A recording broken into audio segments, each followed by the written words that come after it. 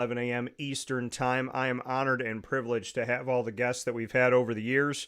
I've lost track at this point, but we are over 5,000 wonderful people that have graced the stage and been here with me over many, many years. And those of you that know this month here, November of 2024, I am celebrating 21 years of broadcasting. I don't know how, because I feel like I just got into it, but when I was 18 years old, I started broadcasting NCAA Division III men's and women's basketball games in a show that I created called MU Courtside. And that is where it started, and this is where we have gotten to at this point. 21 years in, worked at ESPN in 3 different states, Fox Online, and a Yahoo Sports affiliate in the Score 1260. Started my company at 26 years old, and 12 years later, and counting, we now have Dan Tortora Broadcast Media. And I've been able to do more, travel more, and meet more people working for myself than the other 3 combined. So God has been great is really what I'm trying to say, and I'm very happy to be here this morning with you as always. Inside of monpazpopcorn.com is what's popping. We will start the broadcast off with a good friend of mine and somebody who has always been there from the moment that I met him. So I appreciate and respect that so much, somebody who keeps their word and is a man or a woman of who they say they are. So Mike definitely embodies that. He is who he says he is, and he's been great to me, so I'm honored to have him here this morning. And we're going to talk about college football as well as the college football playoff with Mike Houston. And now that he doesn't have an affiliation at the moment, I'm going to really dig into college football with him. And then we're going to jump into our hour number 2 special, which is, of course, during Bearcat time, Tuesdays at 10 a.m. Eastern Time.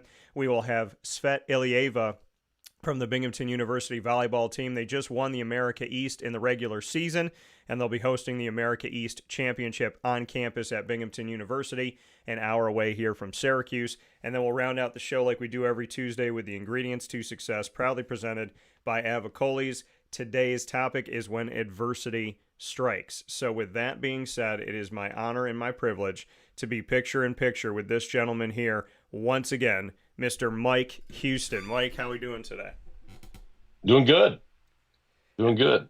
And definitely, I'm happy to have you, happy to be here with you as always. And, you know, I kind of just want to open the floor as we get into talking about college football in the bigger picture, to just open the floor to the fact that I know that you care a lot about your student athletes and your coaches. So I wanted to give you that opportunity to start off to say whatever you'd like to say.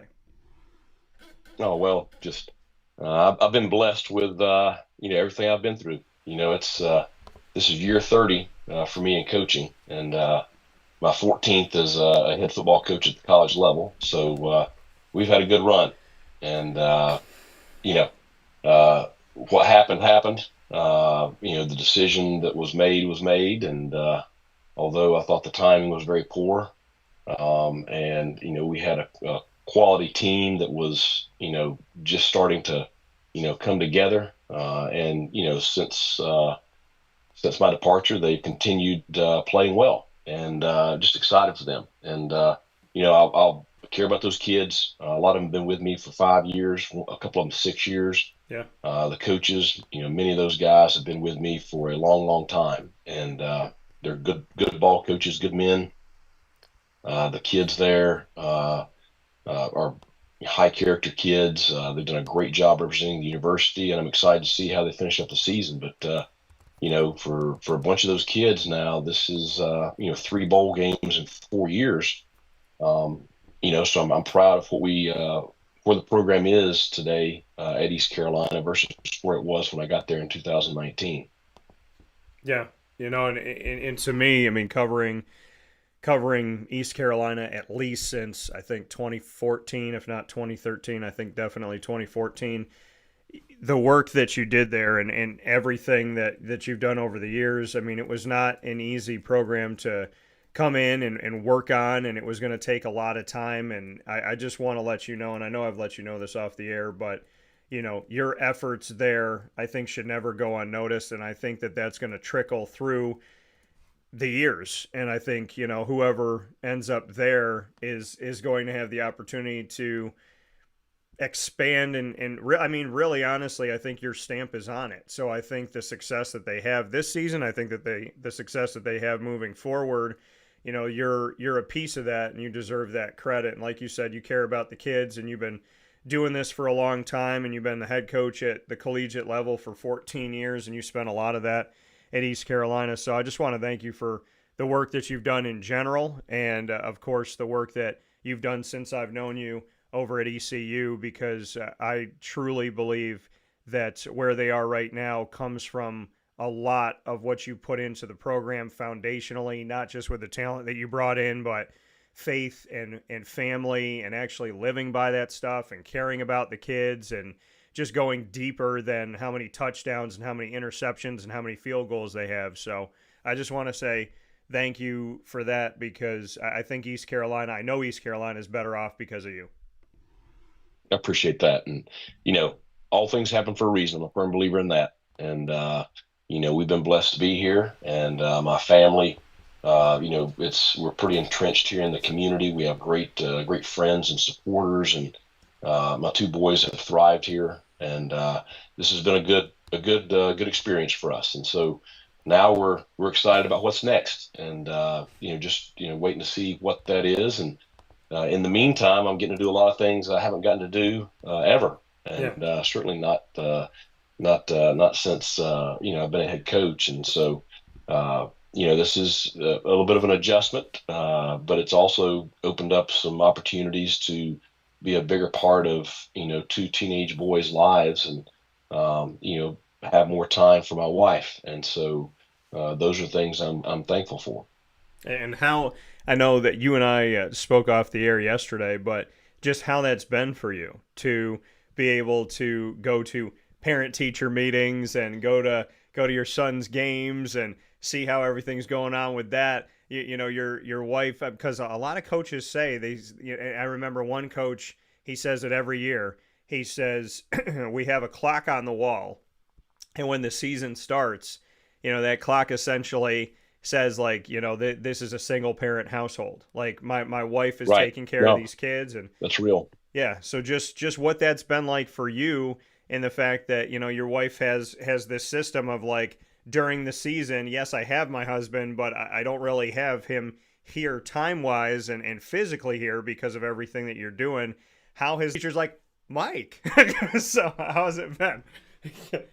It's been good. It's been good. I do think one thing, a lot of times people worry about, when the kids are gone, how are you going to function? I think that my wife and I have discovered that we're going to be able to function just fine. We haven't choked each other yet, or at least she hadn't choked me. I've disrupted her routine because now I'm around. But it's been good. I got to, my oldest is 15, and he's a sophomore in high school, and they run the playoffs in football, and they lost Friday night, and so.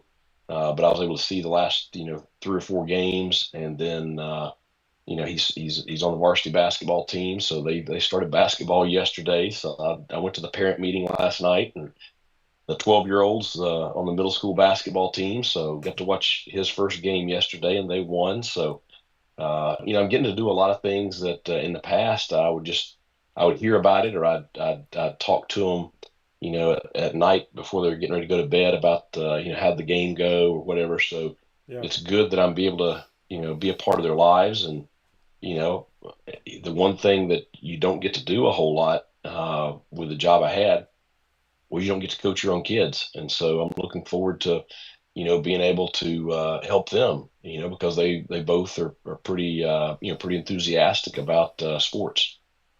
Yeah. And like you said, I mean, you get to be there. You got to be there for games. You got to see how the season ended. You didn't have to just hear about it before, your son's going to bed when it came to football. And now that they're both into basketball and doing their thing, for you, what does that do for you? Like, do you take a moment in the bleachers to just take a deep breath and really enjoy the moment? And then secondly, I've been around you and talked to you for many years. I don't take you as the parent that's yelling in the stands. I take you as, like, a very quiet.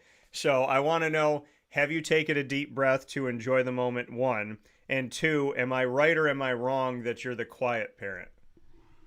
Well, I think, yes, I'm enjoying it. And, when I go to the games, most of the time I try to My wife wants to sit right in the middle of everybody and to talk to everybody and do all that during the game. I try to sit as far away from everybody as I can and just watch and just enjoy the game. And yeah, I'm not very vocal. I think I would like to encourage my son every once in a while to do something a little bit better and maybe to go do something more aggressively or something. But I don't. I'm not very vocal in the stands. So Yeah, I just saw that, and I'm like, I feel like he's sitting, he's watching, he's listening. So speaking of sitting, watching, and listening, college football, you get to see a lot yeah, more now. You are voting in the coaches poll as that continues. So when you're voting in the coaches poll, because I want to take a look behind the curtain here, is it simply that the NCAA just sends you out? I mean, do they send you out an email and say fill this out? I mean, what right. what is entailed inside of this coaches poll itself, and just bring me into what we don't know about the coaches poll. So we get an email. I think there's like 40 coaches in the country that vote, and so we get an email on Friday. From the AFCA office, and it's got last week's poll in there and all the voting and how everybody, voted last week, and then it's got a blank ballot. And Mm-hmm. and so what I do is, and I've got to do this a little bit more thoroughly the last several weeks. So I've really enjoyed it. I've been able to really watch some games and evaluate some stuff. I take my ranking sheet from the previous week and I just go through and, you know, who played who, what was the final score, where was the game at, and any notes just on what I know about the game, and then try to look, because you're going to have two or three teams probably drop out of your poll each week. I try to look, who is the hottest up and coming team, or who's right on the fringe. Like South Carolina. A month ago they weren't in my poll, and now I've got them in the top 25, top 20. They've really gotten hot here late. Vanderbilt. That's a team that's been on the fringe, right there at the 24, 25, 26, 27 spot. For the last month plus. So I've enjoyed doing it my way. My ballot looks different from other people's ballots. Everybody's got their opinions. I know that with the playoff coming up, there's a lot of debating on, how many teams from each conference and strength of schedule. And Yeah. there's just so many things that go into it because a team that's playing really, really well right now, they could have been, not playing as well 2 months ago, and vice versa. You get a couple of players hurt, or you lose momentum, and you could have been a lock to make the playoff a month ago, and now you're on the outside looking in. So there's just so many ebbs and flows that go into each week. But I've really enjoyed the last several weeks, putting this poll together. Can you see the other 39 coaches' votes? No, Okay. So you don't see their vote. no, You just see how it all broke down. I have to right, ask. I don't know if now this is the AFCA coaches poll, the national coaches poll right. that we all know, folks. So you can feel free to answer or not answer. I just want to know this. Do you believe that Notre Dame is really a top 10 team? Well, we're getting ready to find out Saturday because I believe the Army is a very solid football team, and although Notre Dame is going to be much much more skilled and much more talented, uh, they better be ready to play now. Army, that offense, Bryson Daly, that they're real, and if Notre Dame lets them 3 and 4 yard them to death on Saturday, it's going to be a long day. But you're going to find out a lot Saturday. Now, if Notre Dame goes out there and handles them, easily, and shuts that offense down and plays the kind of game that's dominant, then maybe they are. But it's you look at the loss. The loss that they had to Northern Illinois is it's a brain. It's just a head scratcher. And Yeah. but they had a bad day. Luckily for them, it was early in the year, so they've been able to recover from it. But there are two games Saturday I'm really excited to watch, and that's one of them. Because I'm Yeah. telling you, Bryson Daly, he is tough now. Well, the thing is you this season at East Carolina. I mean, you got to experience Army, and you got to Right. experience what they're capable of and what they can do. And I know that you and I were talking off the air about the second half of that game. I want to make two notes here. Northern Illinois is 6-4. They are bowl eligible, and they're 3-3 overall. Just to let people know kind of where they stand after defeating Notre Dame in South Bend. But to go to the Army game, to be on the sidelines and coaching against Jeff Monken and this team, just what you can say about what you saw from them firsthand, and if you believe that they are 17 in the country like they are in the coaches poll, or if you believe they should be higher. Well, first, I think that Jeff, this is probably his best team, and I've known Jeff since he was at Georgia Southern. Really good football coach, but this is probably the best team he's had. And the things that I think give them a chance is they're older, they're very experienced, so they're not going to get rattled on the big stage Saturday. The game's played, I think, at Yankee Stadium, so it's going to be a big time event. These kids have played in the Army-Navy game, which is a huge stage, several times, so they have experience in those big games. They are a physical, just tough, hard-nosed football team. That offense that's the thing. If Notre Dame can slow that offense down, they'll win the game. But if Army goes out there and controls the line of scrimmage, and Bryson Daly, I don't know what their stats are right now. When we played them, they did not have a turnover on the season. They ball control you, and the way to beat them, which we just got too far in a hole. We were able to make it close in the second half, but you got to outscore them, and so that's where Notre Dame, they're going to have the advantage physically. Notre Dame offense versus Army defense, and can they score enough to where Army can't sit there and just ball control them all day and make it a 21-20 ball game.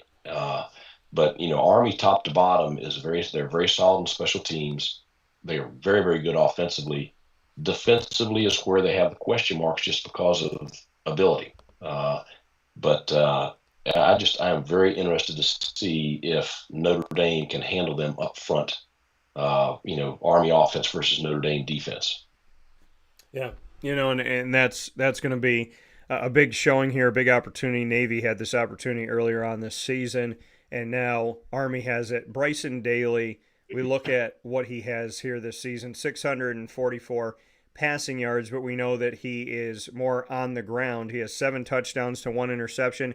He has 21 rushing touchdowns, 1,062 yards on just 174 attempts, 6.1 yards per carry.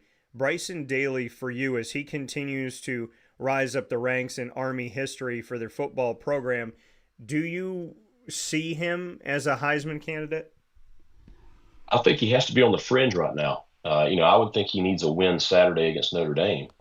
But when you watch what he's doing, it is a different version of the triple option than what we have seen, at least in my time. And I used to run the wishbone when I was at the Citadel. But they are getting in, really condensed formations for the most part, and unbalanced formations, and they are, running the fullback and running Bryson Daly. And when they run Bryson, it is, you're leading up in there with the halfback, the fullback, and then he's right behind it, or you're running quarterback counter. But it is quarterback run game, but it is all downhill.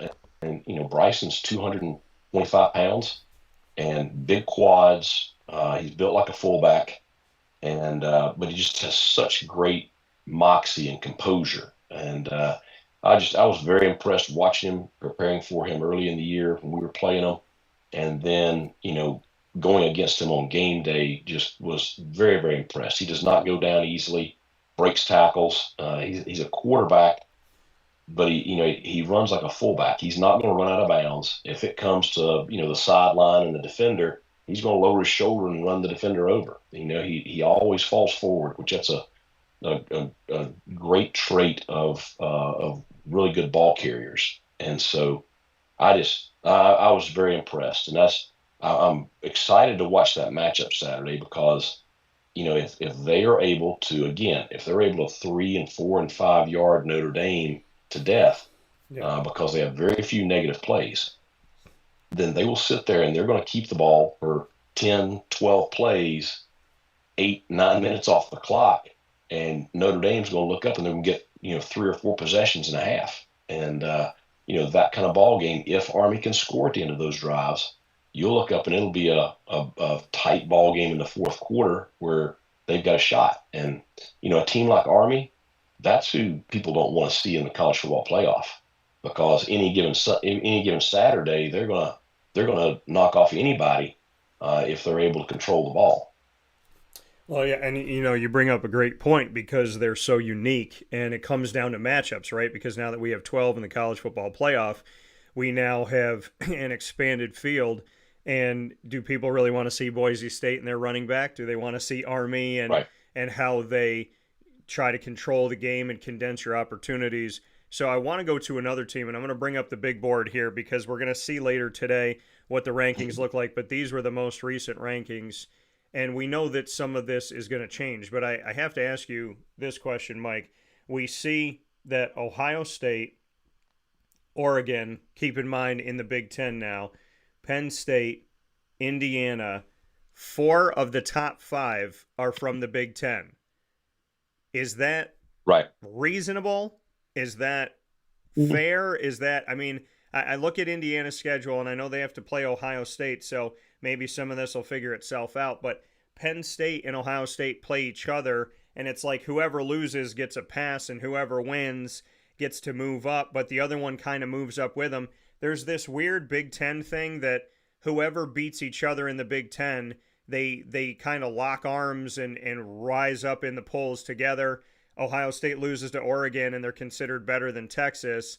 Penn State is above Indiana, who's undefeated. Indiana hasn't really been tested this year, so we're waiting to see what's going to happen with that respect. But 4 Big Ten teams in the top 5, is that right, or do you have some thoughts about that? Well, I don't know if I necessarily agree with it, but it's all going to sort itself out. And the other big game that I want to watch this weekend is Indiana and Ohio State. That game, you're going to find out about Indiana on Saturday. I know Kurt very well. He followed me at James Madison.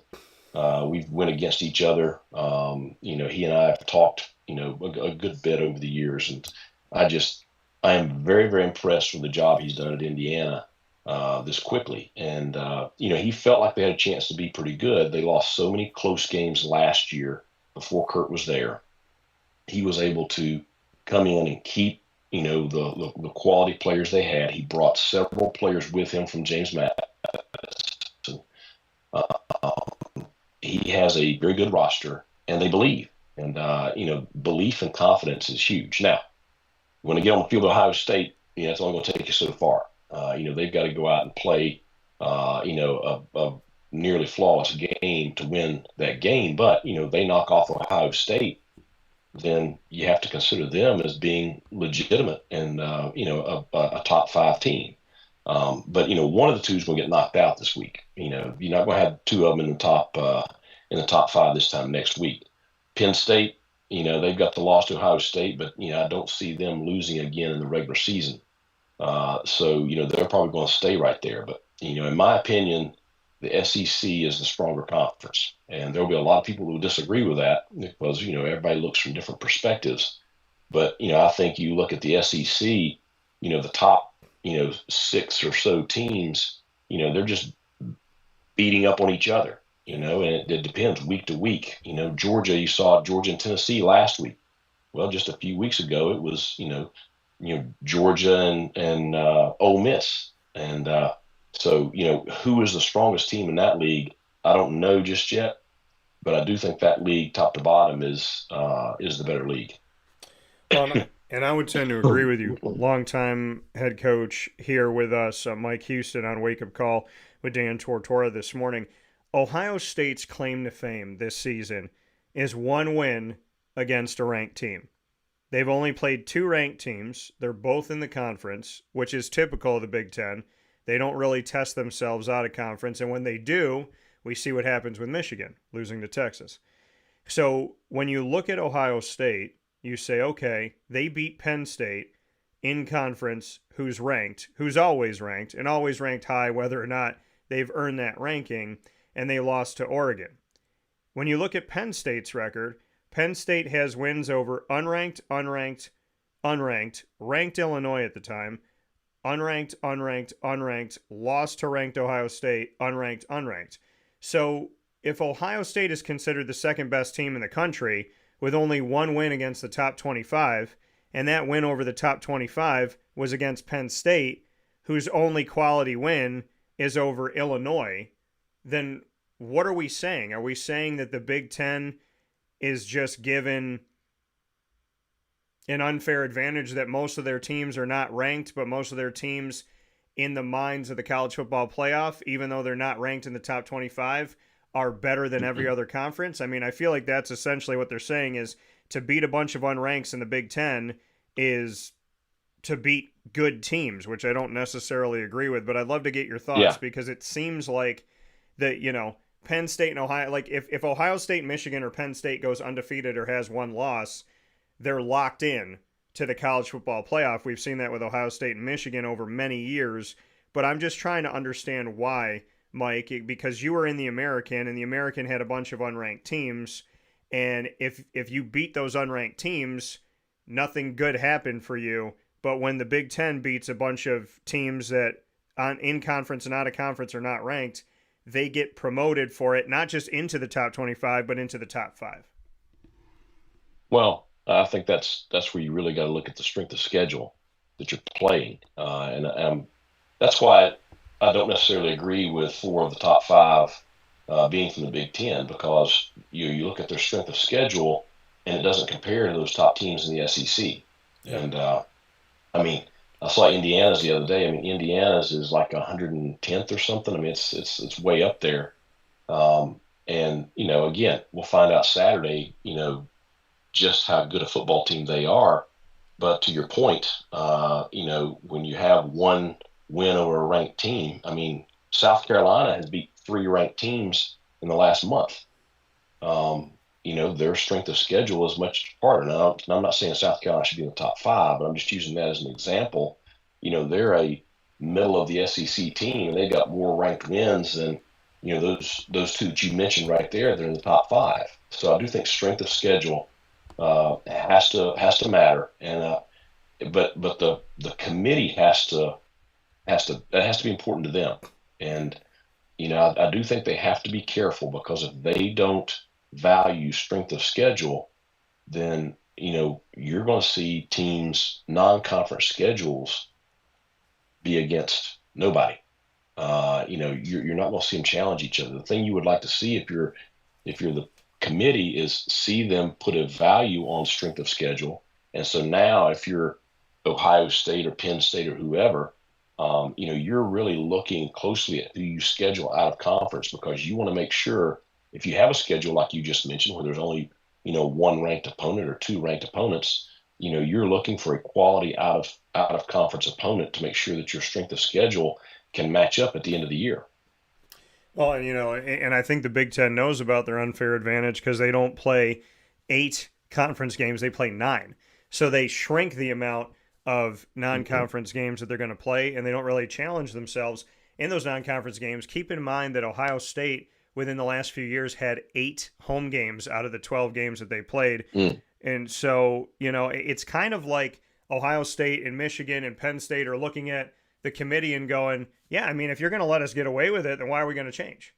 So when you look at the SEC, there's no team, and again, this shows the strength of the SEC, there's no team within the conference that's undefeated. Texas, everybody's got at least one loss. Texas and Texas A&M are 9-1, or 5-1 in the conference. Then we look at Georgia 6-2, Tennessee is 5-2, Alabama's 4-2, Ole Miss is 4-2, South Carolina's 5-3. When I look at these teams and I look at how they've gone up against each other and how they challenge each other, some of this stuff is going to figure itself out, but there is a world where Texas A&M, Georgia, Tennessee, Alabama, and arguably Ole Miss are still alive. I know South Carolina, you made mention of, they have 3 losses, so we'll see where that kind of puts them. But with all of the rest of these teams, the SEC's got a case. So, two questions. One, is Texas in the top two, in your opinion, of the best teams right now in the country? And the second part of that is, do you believe that Texas A&M, Georgia, Tennessee, Alabama, and Ole Miss join Texas in still being alive for a bit? Oh, I think so. I mean, I think that the top six teams in the SEC have a legitimate case to be in the playoff. I mean, there's a lot of people that think that Ole Miss is the best team in the SEC, and they've got two losses in conference. So the one that you couldn't figure out was the Kentucky game. I did get to watch a lot of that game. Kentucky, ball controlled them, and Ole Miss did not play as well offensively that day, but they probably should have won at LSU, and so. And what they did to Georgia, nobody's done to Georgia. So Yeah. I think there's a case for each of those top six teams to be in the playoff. Now the thing is, it'll figure itself out in the next 2 weeks because you got two big weekends coming up Yeah. in both leagues.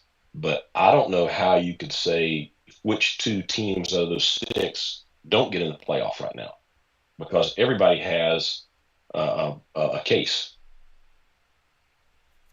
Yeah, and that's I mean, and like you said, you brought up Ole Miss and the strength that Ole Miss has and what they've done. I mean, I look at the bottom of the SEC right now, and I look at Kentucky, who's 1-6 and 4-6 overall, and that shows how difficult the conference is.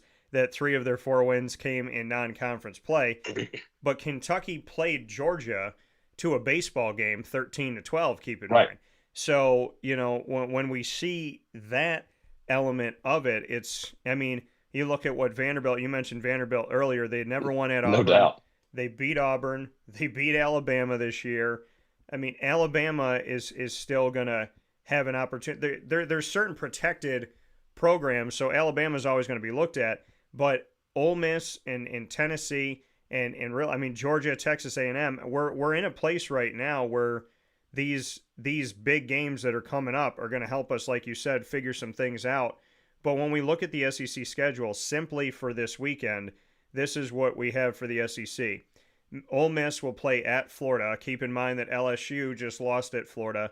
So Ole Miss will be going up against Florida. UMass, who fired their coach, will be at Georgia. That should not, on paper at least, it shouldn't be a problem for Georgia. Right. UTEP at Tennessee shouldn't be a problem for Tennessee. Kentucky has a chance to try and shock Texas on the road. And then we see Wofford shouldn't be a problem for South Carolina.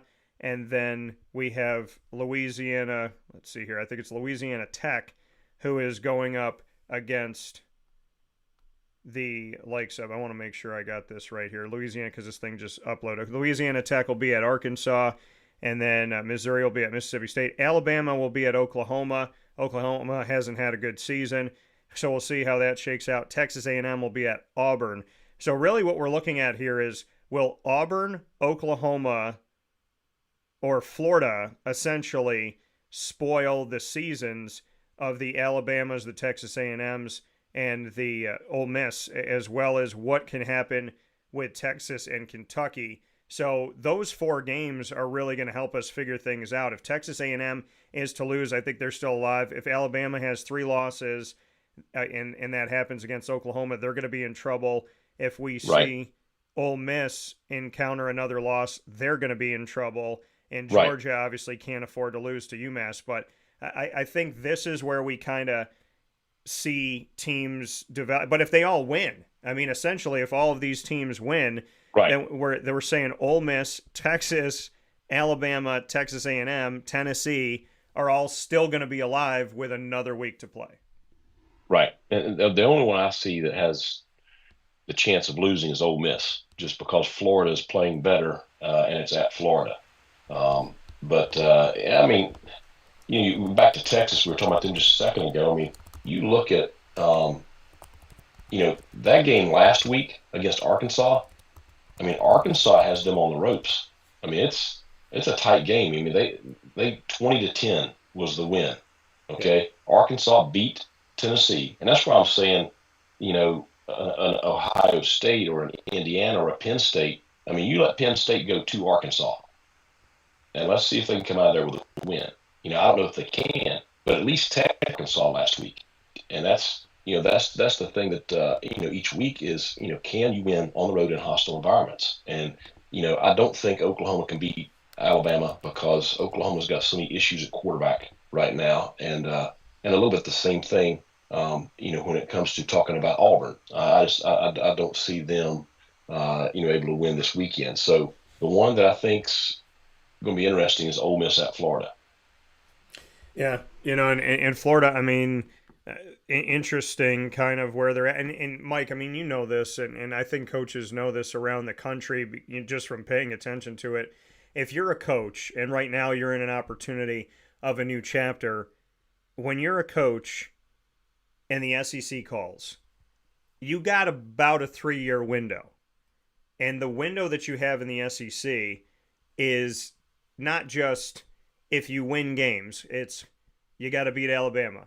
Now you got to beat Alabama in Georgia. You got to make it to the SEC Championship. You got to be competitive in the college football playoff. There's a lot of expectation in the SEC, and I see it as the conference of if you want to make fast money and get fired but be able to live for 12 lifetimes, you have that. But when a coach makes that Right. jump, there's really that 3-year window. And I remember sitting with Charlie Strong when he was at Louisville, and I remember when I was sitting with him and he was going to Texas, I wanted to grab his arm and say, like, please don't go. Because I felt it. I was like, they're going to give him 3 years. And then Chad Morris, when he left SMU and he went over to Arkansas, they gave him a tiny, tiny window. And they've done that with so many coaches. I mean, you look at Jimbo Fisher and his incredible history. He beats Alabama, and he should have been in the college football playoff the year that they didn't put Texas A&M in, and I think they put Notre Dame in their place.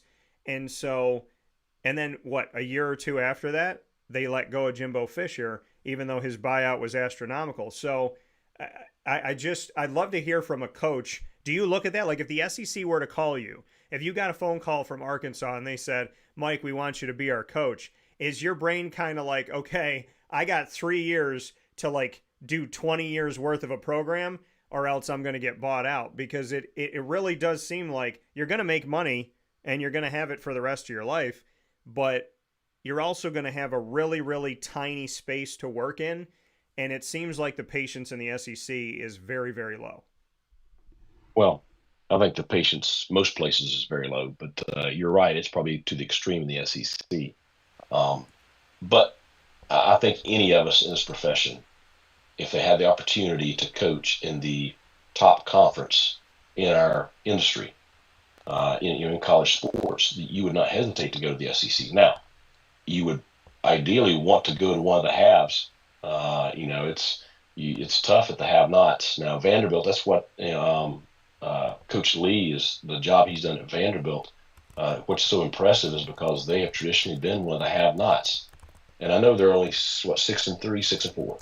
They're 6-4, but the games, their losses have been close losses, and they have really played a great brand of football, and I really enjoyed watching them. The quarterback is the key to the whole thing, and really, you look at all these teams. The teams that have a quality quarterback are the ones that are winning, and the ones that have issues at quarterback are the ones that are struggling. But yeah, I mean, I think timing, when you're taking a job, timing is everything. What kind of roster do they have? Who are you following? I think that's big. Are you following somebody that has the program in solid, shape? Even if they got fired for losing, did they recruit well? Is there quality players on the roster? Do you have the financial support from the university? Do you have the financial support now from the donors with NIL money? All those factors go into your ability to win or lose. Hey, when the rules changed a couple of years ago with the transfer portal and NIL, that's when you saw so many programs struggle all of a sudden. They're winning. The rules changed, and now it's, how can you navigate the transfer portal? And navigating the transfer portal, whether it's bringing players in or retaining your own players, comes down a lot to what kind of NIL support does your fan base, your donors, what kind of NIL support do they give the program? And you're seeing teams that in every conference, not just the SEC, in every conference, you're seeing teams that, if they have a solid plan for how to handle this, those are the ones that are thriving.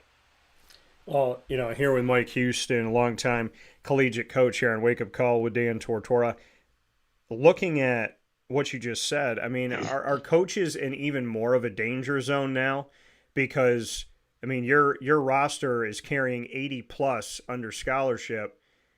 Are you in a place now where you go into the season saying, okay, barring injury and any of this other stuff, like these guys are done with their eligibility, so I'm going to have to bring in 23 guys, and this is what I have open.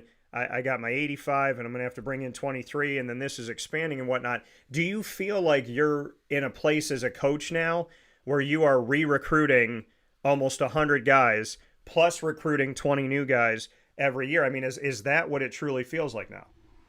Yeah, and it's year round because the calendar, the way the calendars work, the transfer portal windows, the one in December and then the one again in the spring, the combination of those two along with the high school recruiting calendar, as a coach, it's year round and you're constantly, I knew we had a good roster going into the season at East Carolina, but I was petrified about December because you could look up in December and if the wrong two or three guys get in the portal, it completely changes, what you have next year. And, it's so hard to replace, quality players. You're never going to, if you have a really good player on your roster, if he leaves, you're not going to be able to replace him with somebody better. It's so competitive in the portal. And I really feel like at the mid majors, which is where I was, I feel like you're building your roster every year, and we had great retention at East Carolina, but even still, I think we had 40 new players this year, so that's crazy. And then you look at some of these others, they had 60 new players or whatever, because you have your freshmen and you have your transfers. So, but retention of your top players, which I'll say this: a lot of people have been very, very critical of Dabo Sweeney's approach at Clemson. But if you can recruit well and you can retain your top players and keep those guys together, that's a big piece of it. I do think in time you may see him start to use the portal to fill in some holes. But so far he's held firm that he's not going to do that. And I respect that he's doing it that way. Yeah, and Dabo, I mean, I've spent a lot of time with him as well. Him and I have talked about God, which I appreciate, and I appreciate the platform that he gives to his faith. But, and kind of an aside to that, what you just said, I mean, look at where they are. And most of the media, because I vote in the American polls and I vote in the ACC polls, and for the ACC, I said I can't see Florida State winning the ACC. Now, the majority of the media covering the ACC picked Florida State, and I said you can't pick a team based on last year's success. They don't have Jordan Travis, and I said between Clemson and Florida State, I can't pick Florida State, knowing that DJ did not have a strong showing when he was in the ACC. He's coming into Florida State. It's his first year there, and I can't lean. As much as I think Cade Klubnik needed to get better, I picked him above DJ because he'd been in the system for a few years, and look at where Clemson is right now. Clemson's second, right, only to SMU. But here's the thing, and I'll bring up the board again because it brings me into SMU. You went up against SMU in the American. You know who SMU is. You know what they're capable of. Rhett Lashley, great coach. SMU right now tonight, we'll see where they end up because we know that BYU lost, and we know that there's some other losses that happen here. We know that Miami has obviously had their struggles here. But when you look at this, you look at Boise State, you look at SMU, you look at Army down here. Army, like we talked about, them and Notre Dame, look at that, 16 spot difference. If Army is able to win, then they deserve to come up here in the top 10, and they need to stop doing this little just be happy that you're here. But the ones I'm concerned with besides Army are right here. Boise State and SMU, because in my opinion, they both deserve to be there. Now, Miami Right. has a loss, and Miami hasn't played a ranked team, and they haven't really been pushed all season. So Miami, to me, could be a little bit of a pretender here. But to have the leader of the ACC below Miami and to not give them any respect to put them in, I'd love to get your thoughts on SMU because you have actually competed against the program. And I'd love to get your thoughts about Boise State and SMU because I think, in my opinion, they should both be in and it shouldn't be a toss-up between the two of them. Right. Well, I mean, I think SMU has to win the ACC. I think that's the only way they get in is if they win the ACC championship. And I think that they can certainly do it. Rhett has done a really good job there. He's a great play caller. The thing is that offense, when the quarterback is on and they're playing in rhythm, they're going to put points up on the board. But I think it's very impressive what they've done in their first year in the ACC, going undefeated to this point. And I think a lot of people probably, they didn't expect that. You're coming from the American to the ACC. Well, I'd say in the last 8 to 10 years, I don't know that the American hadn't been just as strong a conference as the ACC. Yeah. And I think SMU is showing that. So I'm with you on Miami. Georgia Tech is a solid football team, and they're a power football team. And Brent's done a good job down there, with that situation. But they're 6-4, and Miami just lost to them. What says that Miami should have stayed in the top 12? So, I think Boise is the one that will keep Army out of the college football playoff. Because if Boise wins out, it'll be hard for Army to get in. The interesting thing would be, what if Army and Boise both win out? You can make a case that both of them should be in the college football playoff. Yeah. That's a situation that I want the committee to have to deal with.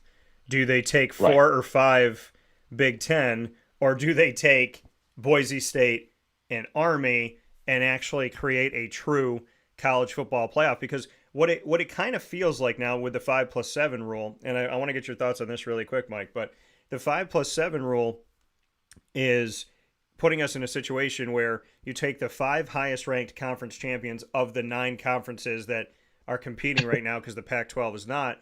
So you take those 5 highest ranked of the 9 conference champions and you put them in. The top 4 get a bye and they go through the first round. The 5th automatic bid has no guarantee. They don't have a bye. They have no guarantee of a seed. They could be the 5 to the 12 seed, and then you have 7 open spots. What are your thoughts on the fact that it's kind of, what they're essentially saying is, this is what we're going to give to between the MAC, Conference USA, the American, the Sun Belt, and Mountain West. You guys are all fighting for the 5th highest ranked conference champion spot, and if you get it, we're probably still going to give you the 12 seed, and we're going to make you have the toughest road there.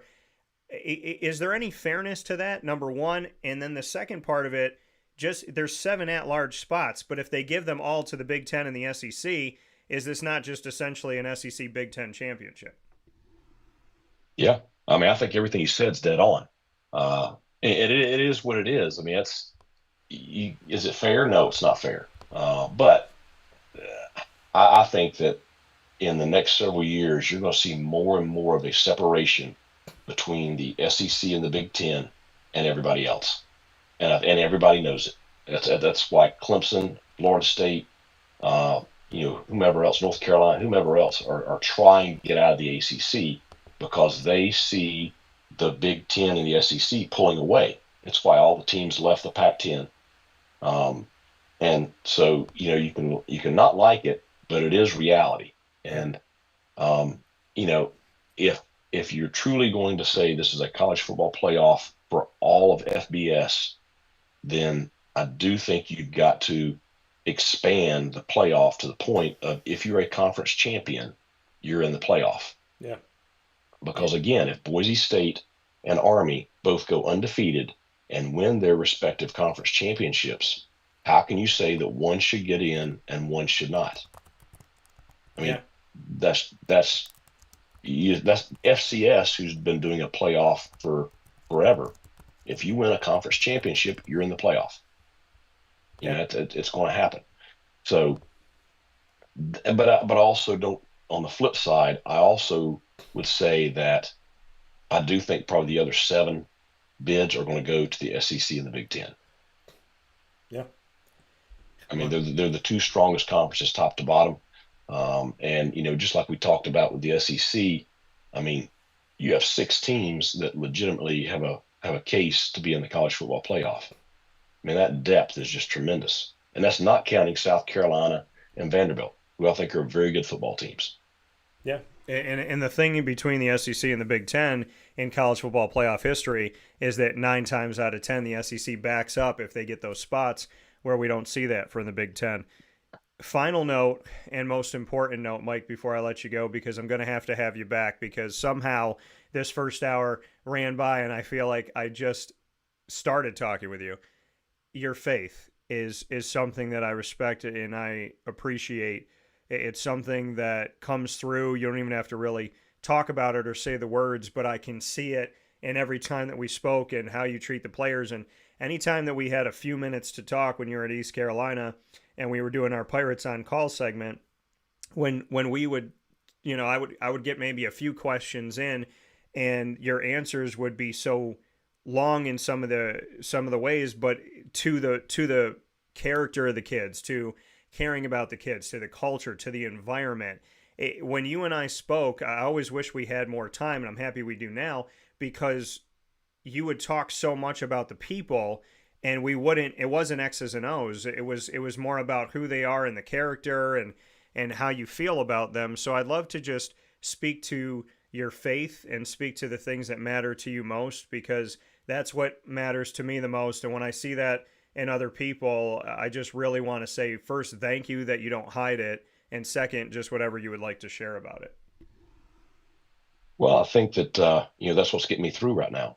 Um, for the past couple of months, even while I was still the head coach at ECU, during my morning devotion, my prayer had been, and it was on my heart, just the the right place and path for my family and I.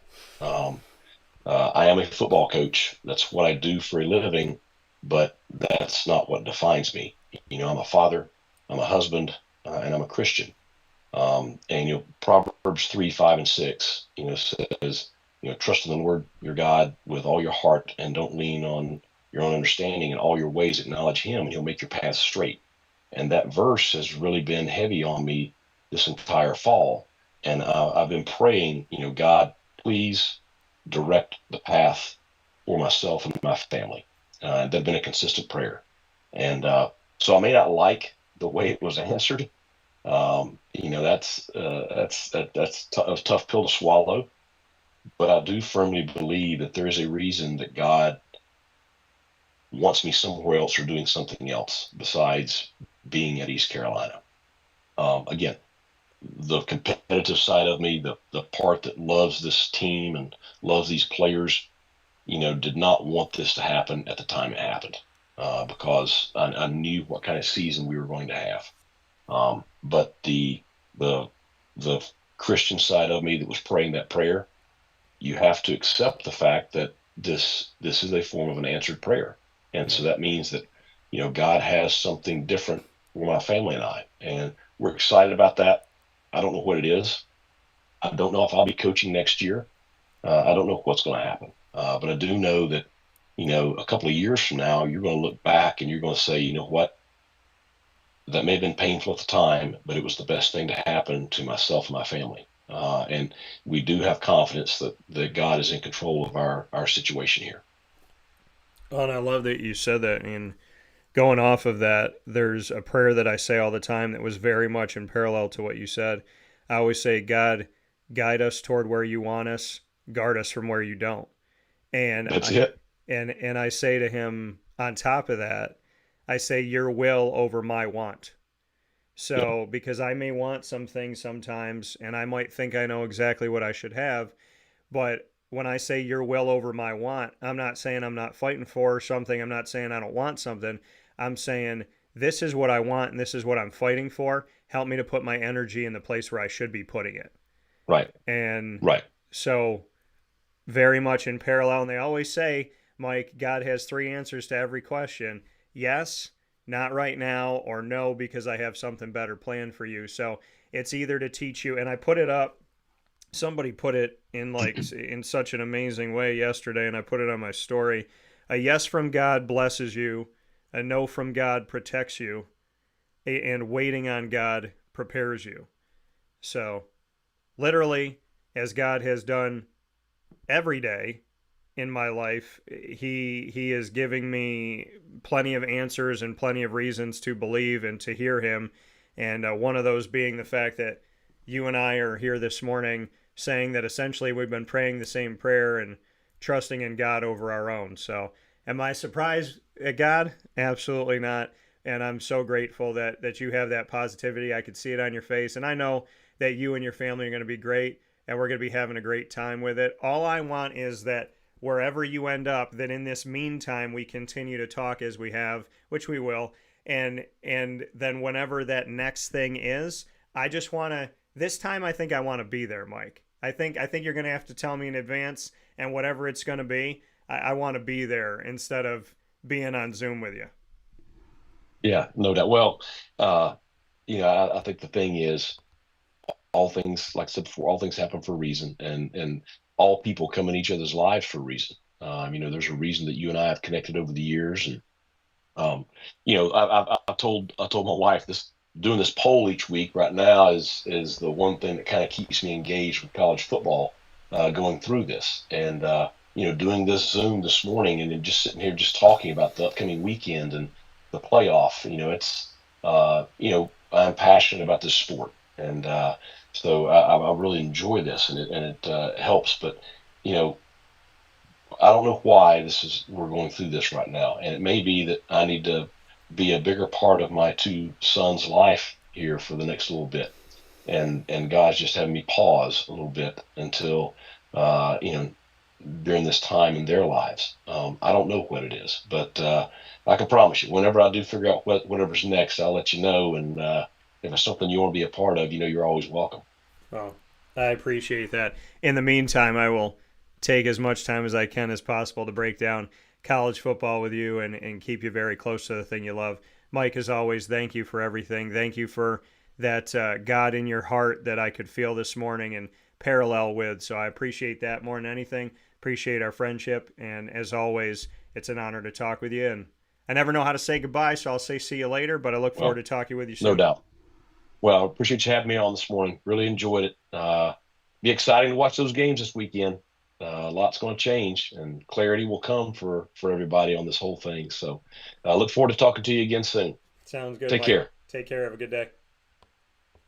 That coming from Mike Houston once again here on Wake Up Call with Dan Tortora, where sports truly meets that thing called life. Longtime collegiate coach, and many thanks to him, his faith, his friendship, and the person that he is. With that being said, we're going to jump right into our next conversation here. For those of you that have gotten excited over the months, over the weeks, that that we do this Binghamton segment, and we call it Bearcat Time. It is the Bearcat break room that we are in right now, and we have Tsvet Ilieva, who's going to be joining us here in just a moment or two. And Tsvet is going to be joining me from the Binghamton Bearcats volleyball team. The volleyball team just wrapped up over last weekend the America East regular season title, which gave them the right to host the America East Championship, which is going to be happening November 22nd and 23rd, which is this Friday and Saturday. So they'll be hosting at Binghamton University, and I'm very excited for this opportunity for Tsvet Ilieva, as well as the entire team. And of course, we have Tsvet here with us. We're waiting to get her picture in, so we got her picture in. And there you go. And now we're gonna bring her in picture here to Wake Up Call with Dan Tortora, where sports truly meets that thing called life. So Tsvet, how are you? Good. How are you? I'm doing very well. First and foremost, congratulations. I got to talk with Coach last week again, I should say, and a big time congratulations to your team putting yourself in the position that you were all in to go into last week with the opportunity to win the conference, which you did in the America East. And not only do you win the conference and have the opportunity to say that, but winning the conference means that you get to play host. So congratulations. Thank you so much. It's so much fun. So much fun and it's so exciting. So for you, I mean, this has been a heck of a season, and there's been a lot of great moments. Bring me into when you sit back and you think about this season up to this point. What are those moments that kind of stick with you the most of everything? I like to tell my team that we play our best when we play as one. We don't play like individuals on the court and we play as a unit. And I feel the moments that I'm gonna remember like the most or like the best are those games that we played and came it together as one. Like for example, I thought Rutgers during that game we played really well as a team. UMBC at home we played really good as a team, and when we reverse swept UNH for sure, that was a turning point in our ability to host and the chance for us to get the regular season title.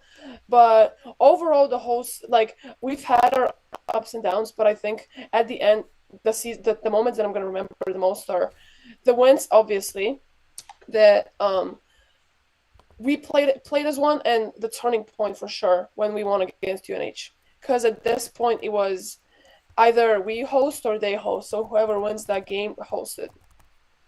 You said that turning point against UNH. Bring me into that match and why you believe the team was able to get it done in an opportunity that's so high octane, right? Because like you said, who won that game was going to have the opportunity to host the America East Championship. Just the resolve of the team and the belief in each other to get through that match and to win it ultimately.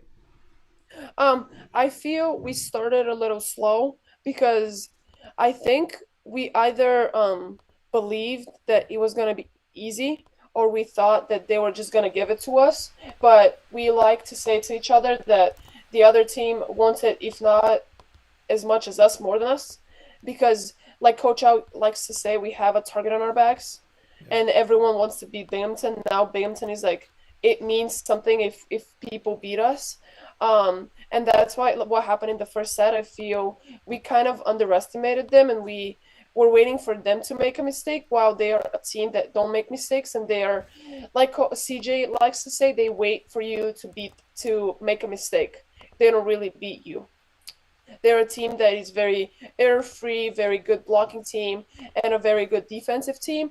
And for us to we were able to pull what we were able to do on against them because we came. So I for some reason it works when Coach Al calls us in the locker room when we play really bad in this one set. We had like a 5-minute break. She screamed at us. She goes, "Locker room now." Went to the locker room and she started was like, "I don't know what's going on. You guys tell me, like, you can do it, you can play so much better. I've seen you guys play so much better. What's going on?" But and then we kind of took a step back, took a moment to breathe, and we were like, "Okay, if we go 1 point at a time, if we take it 1 point at a time, we can do this." And I feel that's what happened. In the third set, it was an immediate switch. Like we flipped the switch. We played as a team. We trusted each other. We were helping each other, and I think that's what helped us win that game, and gave us our regular season title. Yeah, and like you said, I mean, Coach, who I said once again was on here last week, and we had the opportunity to have an extensive conversation after the last time Coach was on. She was on with you, Allie Yeager. You decided to, when Allie came to Binghamton, you decided to join her. You believed in her once, you believed in her again. Hindsight 2020, you're America East regular season champions, and you're hosting the AEC Championship this Friday and Saturday. What can you say about your decision to trust Allie originally and to trust Allie when she came to Binghamton and join her in Binghamton? I think I just really liked her personality initially when I decided to come study in the US and play in the US. I think I haven't had a female coach before. I've always been coached by males. And I think her love and her passion for the game kind of drove me to trust her. And then there was like we always talk, there was an immediate connection like as soon as I came to Seton Hall. And then it was just like comfortable. It was as at the same time uncomfortable for me to like move halfway across the world, but it was comfortable because I knew that I could trust her. And then when she moved, she kind of like she spoke very highly of Binghamton.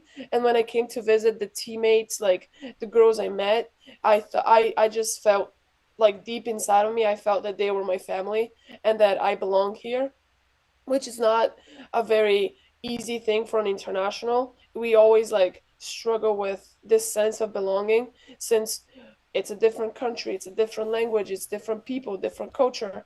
And I think that's one of like the final thing that sold me was the teammates and how at home I felt. Yeah, and like you said, I mean, having the teammates that you've had and playing as a team, playing as one as opposed to playing individually, how have you seen that happen on the court? How has this togetherness that you try to embody off the court, how does that come onto the court in what you've seen as this team has developed in different people going to different places, making sure that they mark certain spots, that they get someone out of a jam if someone makes a mistake, that there's somebody else there? Just how you've seen this team really come together on the court and those moments that made you say like, wow, we really are there for each other and we do have each other's backs. I feel it all comes down to like obviously like in the huddles when like I think this year's team is doing a better job of holding each other accountable. Like for example, if I don't close the block or if I set up the block not in the right way, Misha would look at me and would be like, you have to get out there. And I would know that she knows what she's talking about. Or like if Emily's like, you need to get that ball and like I'm in the wrong spot, so I know I can trust her. And it's like obviously like with women there is always like, oh, there is personal stuff and like, oh, is she trying to tell me something more than that? But with this team there is nothing like that. I know I can trust that if I tell Misha something, she's gonna go and do it. If I tell Emily you need to pass that ball, you need to talk to me, she's gonna do it. And I feel towards the like right now at the end of the season, I feel we do a good job of like getting touches. For example, like the block is gonna get a touch, but and then that would make it that easier for the defense. But then if the block is like struggling to get a touch, the defense will like help the block and like get a good up, even like if the ball is hard. So I feel and like I feel a lot of people are like starting to contribute as much as like it's like it's not a one man show anymore. I feel like in the beginning it was all like, oh, you gotta stop number 11, you gotta stop number 11. But right now we are passing really well, so we're able to set everybody, and everybody's like, Lottie's putting everyone in really good positions to put the ball away, and everyone is able to put the ball away. That's why I feel with like not only words, because we always say you gotta trust each other, you gotta talk to each other, but right now with like earning the regular season title, we showed each other that we not only can talk about trusting each other, but we can trust each other like by showing that we in action that we do it. And having, like you said, in word and in deed, here with Tsvet Ilieva from Bulgaria, here with us in this edition of the Bearcat Break Room in our exclusive multimedia marketing partnership with the Binghamton University Bearcats. We're celebrating volleyball ahead of the team hosting the 2024 AEC Championship. We're going to get into a lot of different things because, Fet, I remember the last time you were on the show, which feels like yesterday, but also feels like it was a long time ago. And so we got to have some fun learning about your personality.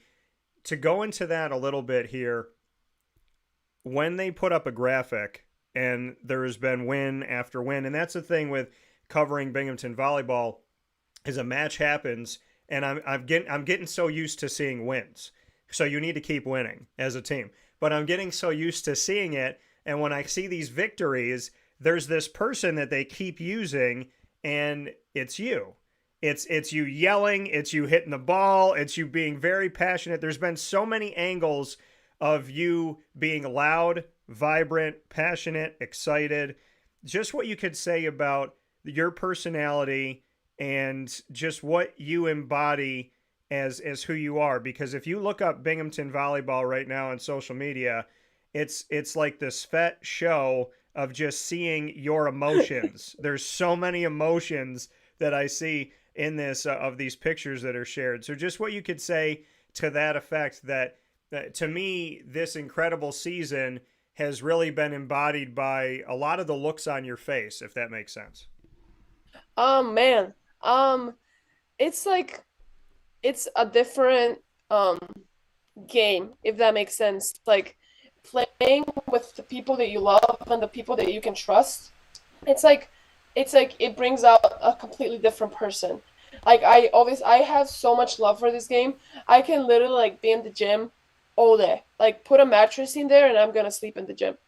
And it's just so like so exciting to play with people that like get you hyped up and like do things that like will get you hyped up. I like every single person on the team whenever like, and it's not like I'll just cheer for myself. I some most of the times like because like you jump all the time and then you run to the for the balls all the time. Most of the times when I score I don't really like celebrate that much. Like there will be like really good kills that I'll be like damn and will hype me up.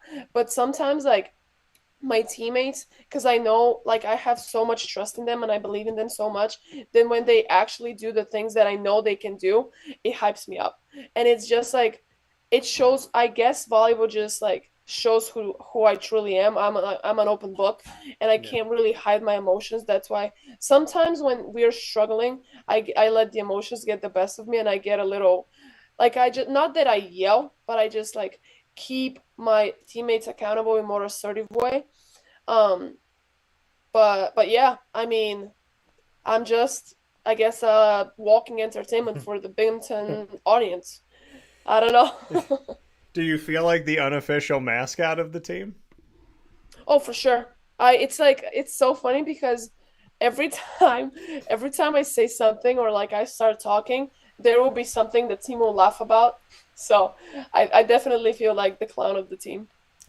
When we look at this, fact that this is your fifth year and overall, I mean, I'm looking at the graduates and the seniors here. What can you say to that, to, those that are finishing up? I mean, this is one more ride, not just for you, but for some of your teammates. So I know that every season means something, but there's something to the fact of like this has been a very special season, 19-9 so far, but there's more to be had. There's more opportunities, and I can imagine that nobody wants this season to end, especially knowing that it's the last one. So, do you feel that at all? Is that in the back of your mind? Like, I'm going to give my all no matter what, but I'm living in a place right now where I know, like, this is the last time I'm going to wear the B on my chest. I got goosebumps just hearing you say that ask me that question. Um it's I guess I don't really realize it because I'm just like good nervous to play and excited to share this last moments with my teammates. Um it the I would like walk to the bus station and I would be like, "Oh my God, I'm gonna be gone in a little bit." And like time is flying. Like as I said, like I'm so happy in Binghamton and I feel at home that like, the saying that time flies when you're having fun. Yeah. Time is like not flying, but like the next thing. I don't know how like we're at the end of the season. We've played almost 30 games. We've set foot in the court 30 times. I don't know. And it's like it means obviously like I love all of my teammates and the people that graduated like last year, 2 years ago. And Yeah. every like you said, every season is special. But this season is more special to me because it's my last one. And I feel with every year passing by, the team is getting better. And I feel this year is our year. And I think everyone's hyped up and everyone is very excited to play. And I think this is like these upcoming games are gonna be the games that we're gonna show that how good and how well we play as one. Why do you believe that this year is your year? Because I think from the start we as a team were on the same page and like every time someone's like in the huddle, someone say something, we're all agreeing. It's not like I think there is less arguing on the court. There is less like drama on the team in terms of like volleyball, and I feel like we want to win. I can see it in my team on my teammates' faces when we like are in a different spot, are in a difficult spot during games, or are on the winning side. I can see the passion and I can see the hunger in their eyes, and I think and like the coaches like to say, we are all so talented individually, and if we can put it all together and like I said, play as one, play as a unit, there is no one stopping us. Like we have so many good hitters that if we are able, because in my opinion, passing is one of the hardest things in volleyball.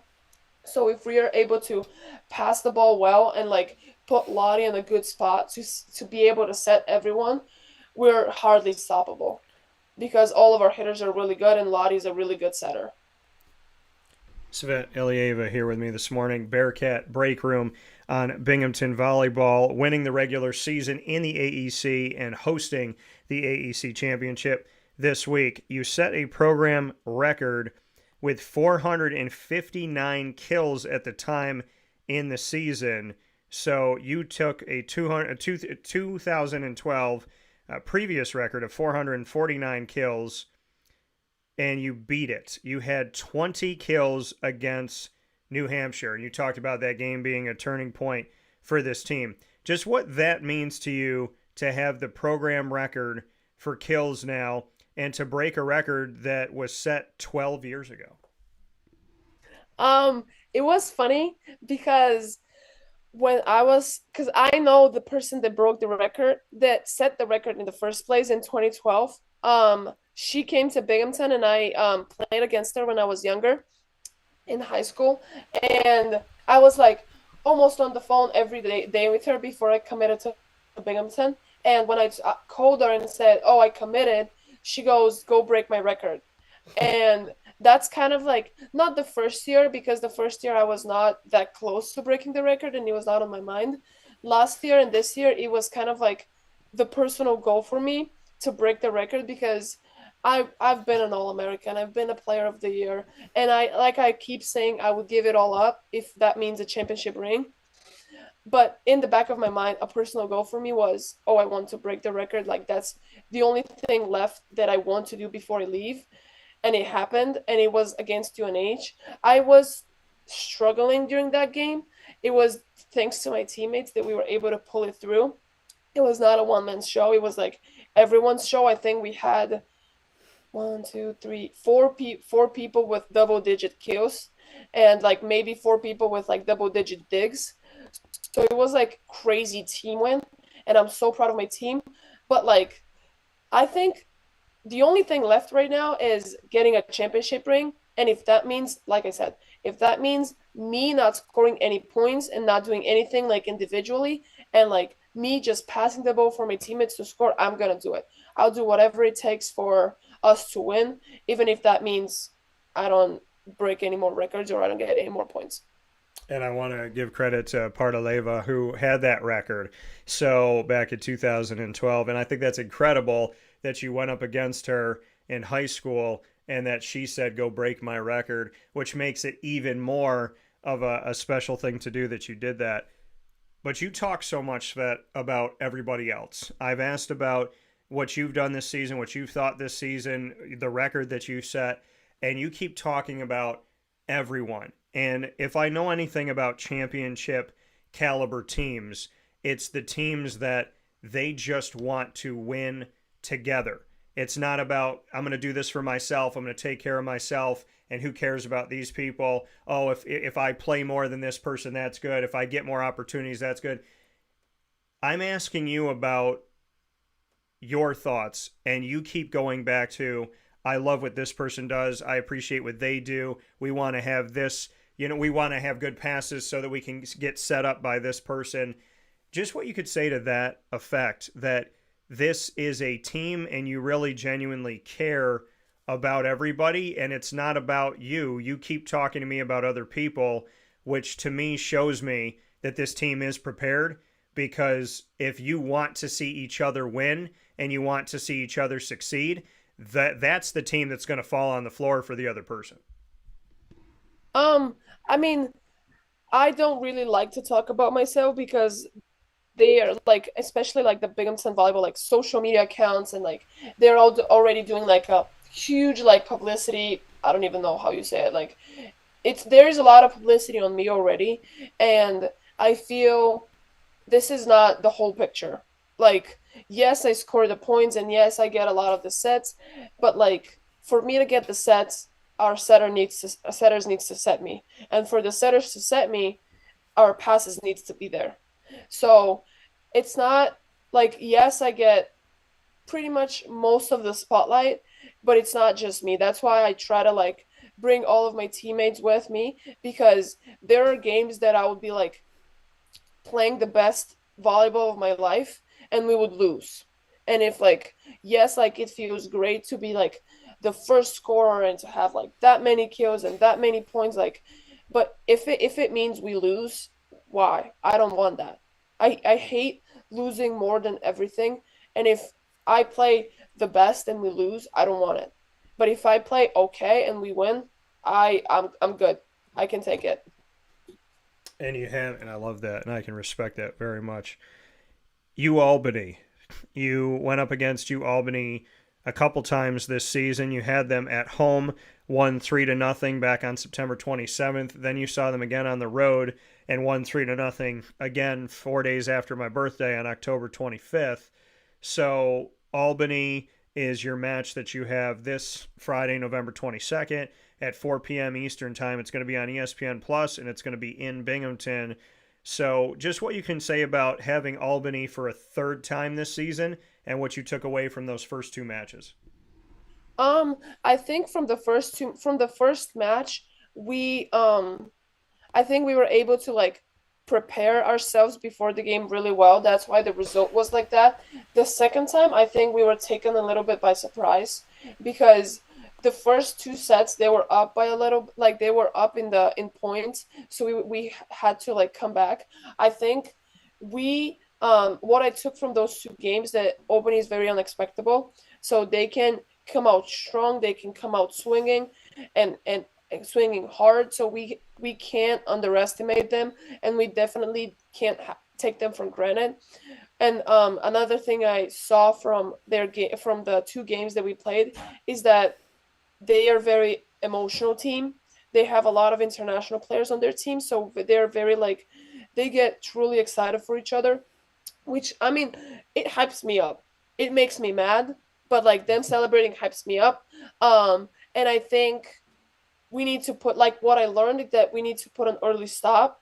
We need to be defensively performing very well. Defensively, like, I mean, playing defense and blocking them, or at least like getting touches and slowing them down. And I think we just need to take it one point at a time and play as a unit and not underestimate them for sure. I love that. So with that being said, Tsvet, you and I are going to play some rapid fire. We got some time here to do that, and so I'm excited to do it because, you know, I have had so many guests on the show and we play rapid fire, but you are very passionate about the questions, and I had a lot of fun when you threw them at me. So I'm going to let you go first. Tsvet Ilieva here from the Binghamton Bearcats volleyball team. They are going to be hosting the AEC 2024 Championship down in Vestal, New York on campus. I hope that you're there for it this Friday and Saturday, November 22nd and 23rd. And of course, they have won the America East regular season title. So in this Bearcat break room, we will finish things off with rapid fire. Tsvet, what do you have for me? What is your favorite U.S. state and why? What is my favorite U.S. state? Well, you know, I'm from New York, but our taxes are so high and our roads are so terrible in Syracuse right now. So I'm going to say, man, my favorite state. I mean, it's got to be my second home of Florida. And I'm going to say a few reasons. I love Disney. So, I mean, Disney's got to get their act together because they've been making a lot of weird decisions, but I do love Walt Disney World. and I do like going on the rides. I don't like how they've increased the prices and made them pretty much double when I used to work there. I think it's made it really difficult on families like mine growing up to afford it, and I think that that's unfair, and I think Disney should remember that they're about making dreams come true and they shouldn't be about greed. And then but I mean I love going on the rides. I like being a big kid. So I'll say Florida because of that. I have a lot of family down there. My other mom and dad, Papa Joe and Mary, they're down there. And my big brother Joey, my brother Jason, my nieces are down there, Carly and Gracie, two of my nieces. So yeah, I mean, I love the state of Florida. My buddy Dale's there, my aunt Jeannie. So I would say that. I would also say because when they have more traffic, they build more roads. But when Syracuse has more traffic, they're destroying our highway. So I don't. I mean, I love the state of New York, but I don't love our taxes. I think that upstate should break away from New York City, and I think our taxes would be cut in half and we wouldn't have to bail them out from everything. So that would probably be good. I mean, I like to visit New York City, but I don't like paying for New York City. So I do love New York, but I think upstate deserves a lot more love, and I love the state of Florida as well. That's how I would answer that. My question back to you. Okay, what is your favorite state since you come from overseas? I haven't been to a lot with the Big East. We traveled a lot, well, but we didn't really like look around and we didn't really see anything. But this summer I went to Wisconsin and I had like the ultimate American summer. We Okay. went to on a boat, we were like swimming, we went on a jet ski. I was driving a jet ski. And it's like the people that I met and the people that I stayed with are so welcoming and so warm and so loving that I think I would, if I were to move to like a US state and live there, it will probably be Wisconsin. Okay. So Wisconsin, what part of Wisconsin do you remember? Waukesha. I know Waukesha. I know Waukesha. I know Ashwaubenon. I know those areas. So, do you not get to have jet skis and swim in No, Bulgaria? No. no, sadly no. So is there like no jet ski at all over there? There are, but I just never been on one because every time like we go on vacation, we either just like enjoy the sun and enjoy like the beach, or I play volleyball. so so how was the first time on a jet ski for you? And you got to drive one. Very So scared, very very scared. okay. I was very scared to get on one, and then when I was driving, it was so scary, but very, very addicting. Okay. I could see myself like driving a jet ski every day if I had the chance. It's funny that you say that because I very recently talked about the fact that I want to drive a jet ski. So Yeah, yeah. I can understand. What's your second question for me? Um, if you had the chance to have one superpower, what would it be? I'm going to give you a couple different answers. My first answer would have been flight or teleportation because I just love I feel very connected with angels. And so having like angel wings or being able to teleport, get to places faster would be really cool. Healing, being able to heal other people would be great. I'm going to say this one now. I would want to have the superpower of having a healing memory Mhm. because I think that a lot of us, me included, sometimes get caught up in what the past could bring, what the past has brought, or what the future can bring, and we don't live in the present. And the only way to have a good past and a promising future is to live in the present. Because if you live in the present, it eventually becomes your past and it helps you build toward your future. So it's the only one that can actually affect all three. So I would say if I had a power, I would have the power to not let past people and situations make me feel a certain way when I have new opportunity. So I would learn how to let that all go is what I would say. My Really good, question, what'd you say? really good answer. Well, thank you. My question back to you. We talked about food before. So I want to do, I don't think I asked you this question. Breakfast, lunch, and dinner. I don't think I asked you this. So let's do, did I ask you that? No. Okay. So Oh, breakfast, lunch, and dinner.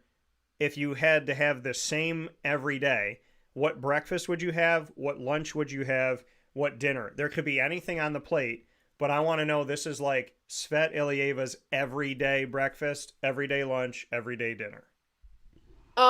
so I don't usually have breakfast, but if I were to have a breakfast every day, it would probably be like eggs with cheese. Um, yeah, maybe like a piece of bread. I don't really like bread. Um, Lunch every day is pretty much like I have the same thing for lunch every day. I eat at the Hungry Bear Cat here in the event center, and I have the chicken salad wrap every day.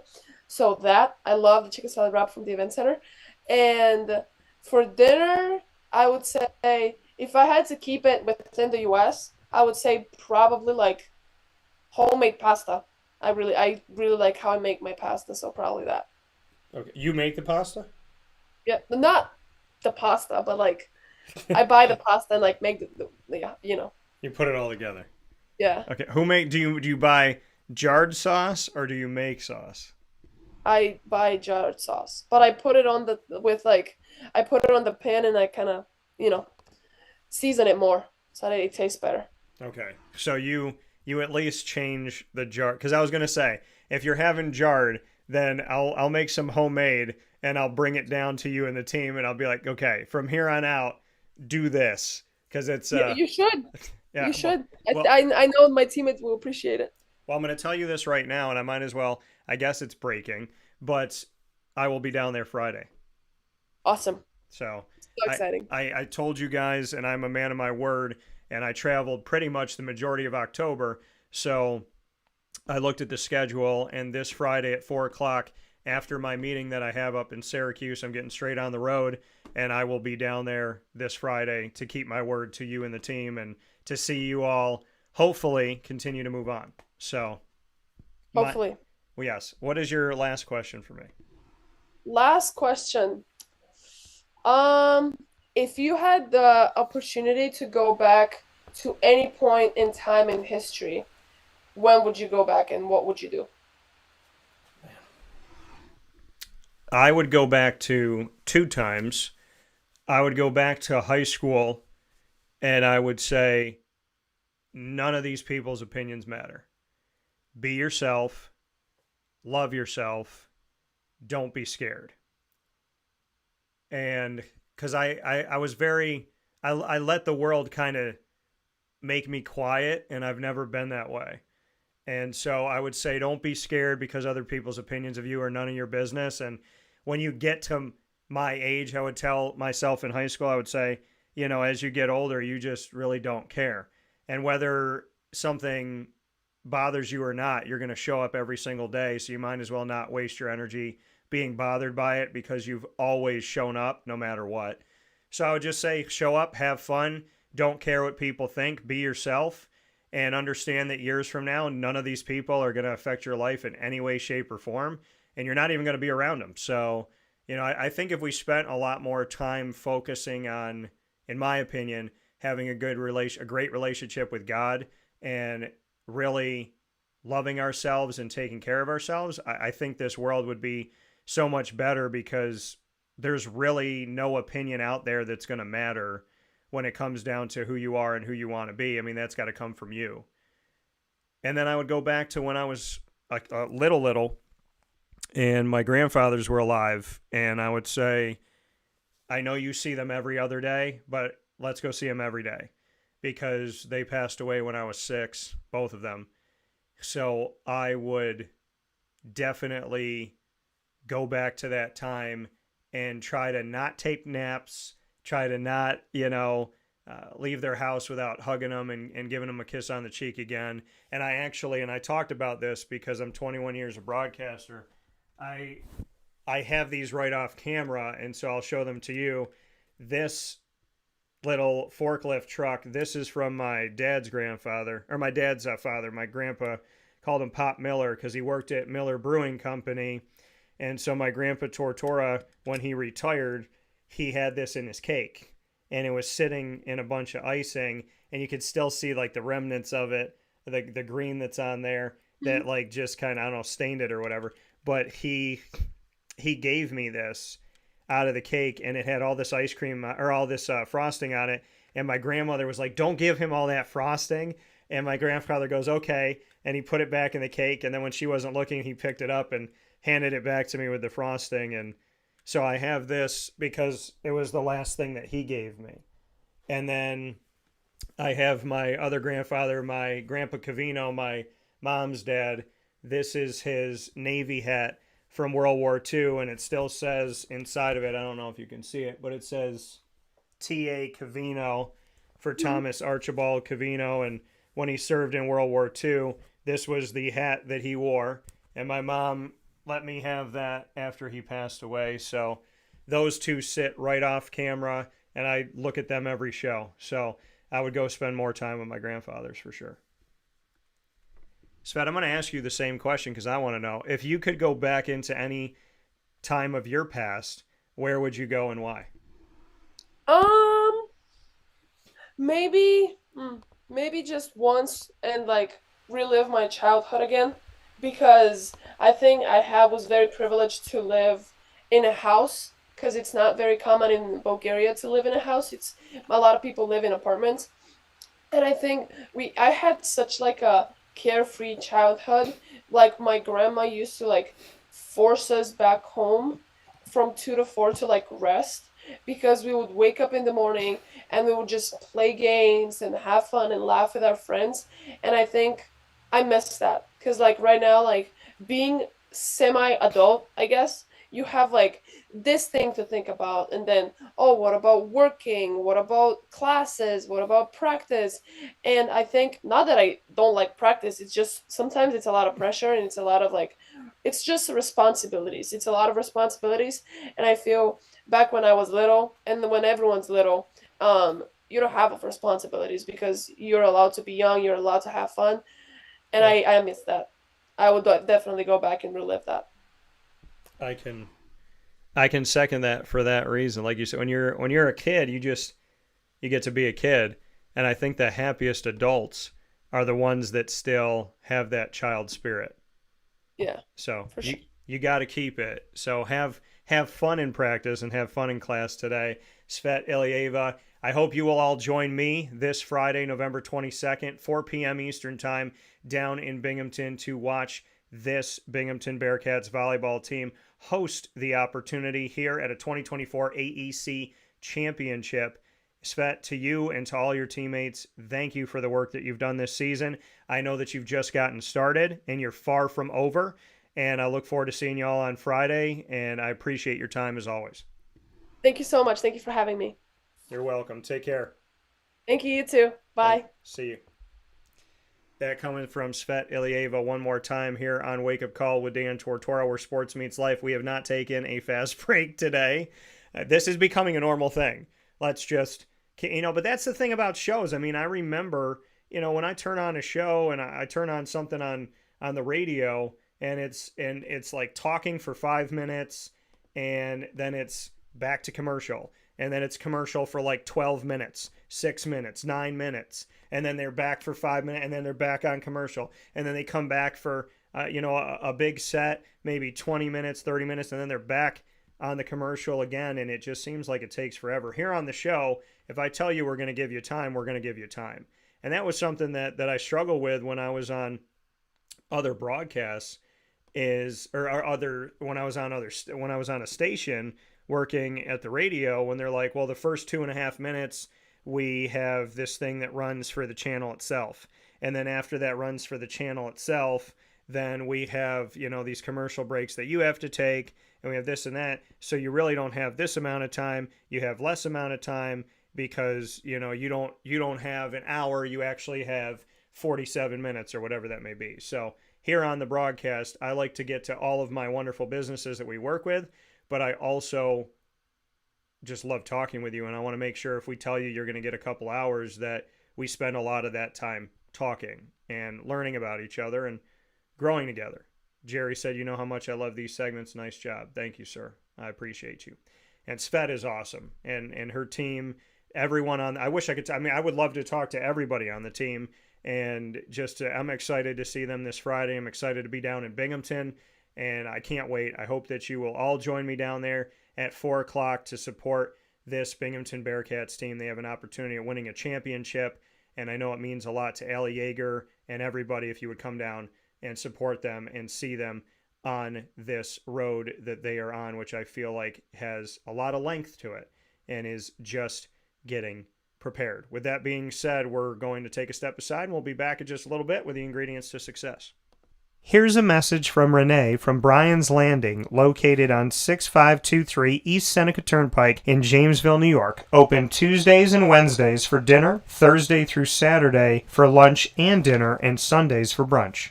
It's a lot like the way that my mom and dad ran their restaurant. We have put in place a lot of people that are family to us, very similar to how my dad hired people that were family to him. And then the tradition I'm carrying on is a lot of the items that are on our menu are my dad's. And he taught our chefs how to recreate his dishes. So I think that Tommy McInerney, who our executive chef is, to him it is an art.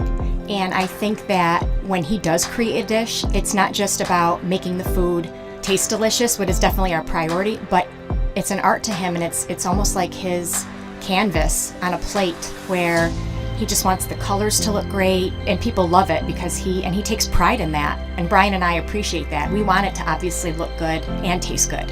I will tell you, when we opened up, it was 6 weeks before COVID. And what was amazing was the community, our friends and family stepped up, and everybody did takeout. Everybody supported us. Our hearts were just so filled. So to Bryan and I, obviously our friends come all the time, and we just have repeat customers in Jamesville, and I think people going to our previous restaurant in Green Lakes are making the trip to come to Bryan's Landing to support us. And I mean, I think we have great food and a great atmosphere. So it's very, very important to us.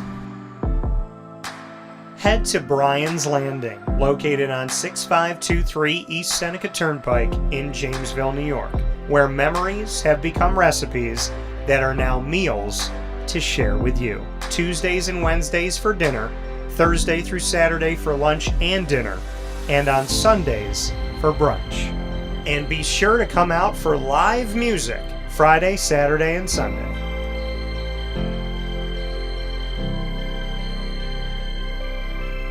Here is a special message from Brian Bruno, owner of Servomation Refreshments Incorporated. I grew up in the family business, had the experience of working for a national food service company with thousands of employees, and as much as I enjoyed the experience I had, there's something about, owning my own company and being able to change the things I saw wrong with the industry firsthand, which is why I moved back to my hometown in Canastota, New York to launch Servomation. It was back in 2007. When we first started the business in 2007, really you didn't find any machines with credit card readers. There's a lack of variety in machines. You got stuck with basically whatever the vending company wanted to sell that day. There's a lot of inefficiencies in the business, and those were all things that we saw as opportunities, both from a customer level to improve and from an operating level to be more efficient.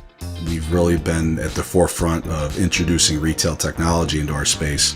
We were doing self-checkout back in 2009 before it really became a national phenomenon. The whole point of it isn't to just improve the customer experience. It's to make it feel more like a retail environment where people don't have to be afraid of what they're buying behind glass. They don't have to be afraid of not being able to see the ingredients of the packages. It was an easy transaction from that standpoint.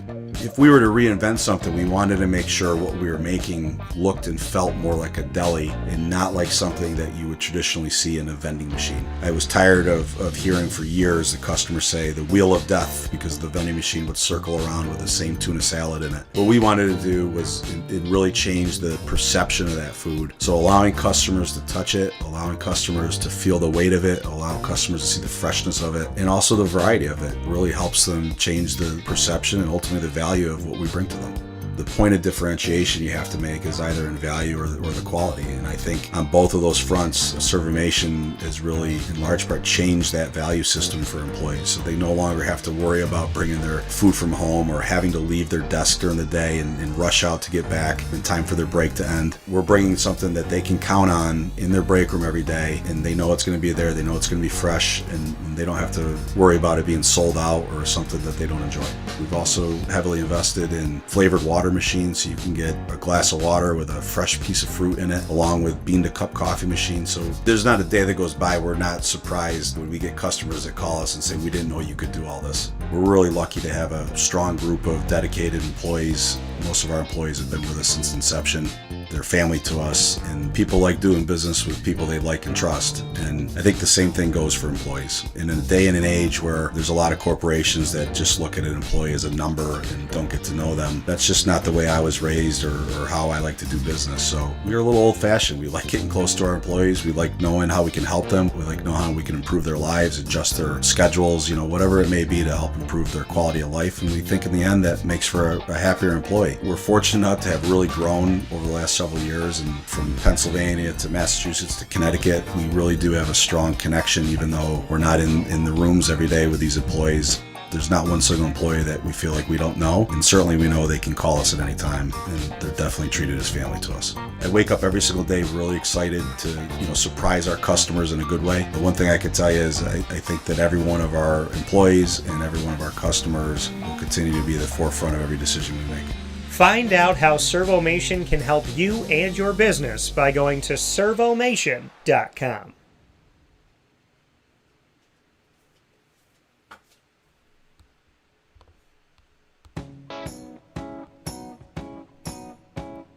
In these unique times, there are those in our community that give us a sense of normalcy and positivity. Pizza Man on 50 Oswego Street in Baldwinsville has been here for you for over 35 years and is here now. Call 315-638-1234 or order online at pizzamanbville.com to bring those familiar tastes into your home. And remember to come see our monthly on-site broadcasts centered around the community and our Baldwinsville Bees. Pizza Man in Baldwinsville. Any way you slice it, they are always here for you.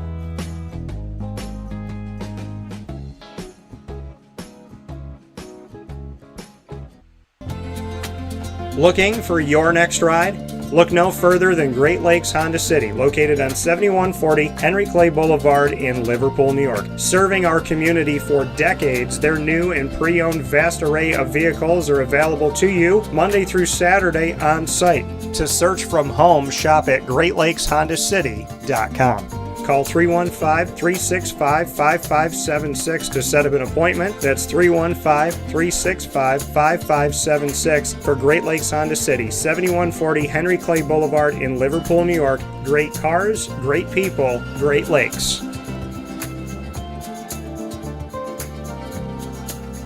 All right, you need to come out here and get yourself the Brooklyn Pickle. I was talking about this with one of my buddies. I was like, yo, there's no better sandwich in the state of New York than the Brooklyn Pickle. And now that I found out that they're going down to North Carolina, we are taking over your taste buds everywhere you are, wherever you're going to be. You need to get yourself out to the Brooklyn Pickle. Pinehurst, you just realized that you found yourself the best sandwich shop that you're ever going to have. This is a glorious moment. It's a blessing to your community. You're welcome. Brooklyn in the house, baby. Go over to the Brooklyn Pickle. You already know what it is. You heard the man. Head to Brooklyn Pickle Pinehurst on 1788 Old Morgantown Road in Southern Pines, North Carolina.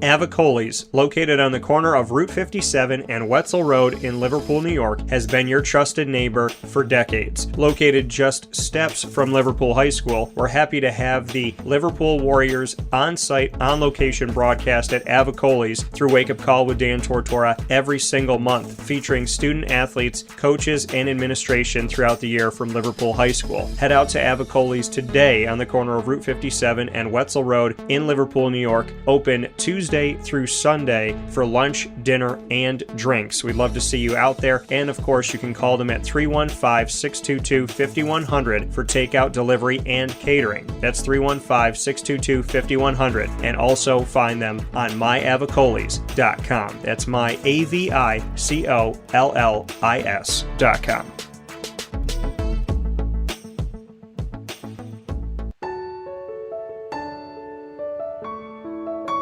Having peace of mind when you're out of town that your furry-loving friend is safe and sound means taking them to Canine Campground, because we all know that when it comes to the love of our pets, it goes well beyond the call of duty to make sure they're safe and sound. Right, Lily? So take a ride to 242 Johnson Street in East Syracuse, New York, and see Canine Campground and where your dog will be staying in the classic cabin, the executive cabin, the grand cabin, or of course the luxury cabin, because if you know Lily, you know she loves luxury. Now you don't have to wait to the last minute to find a family member or a friend that'll take your dog for a few days. Call Canine Campground at 315-299-4013. That's 315-299-4013. Their drop-off and pickup times are Monday through Sunday. Check K9campground.com for more information. That's the letter K, the number 9, and campground spelled with a K.com. K9campground.com. When you're going out of town, bring your dog to Canine Campground.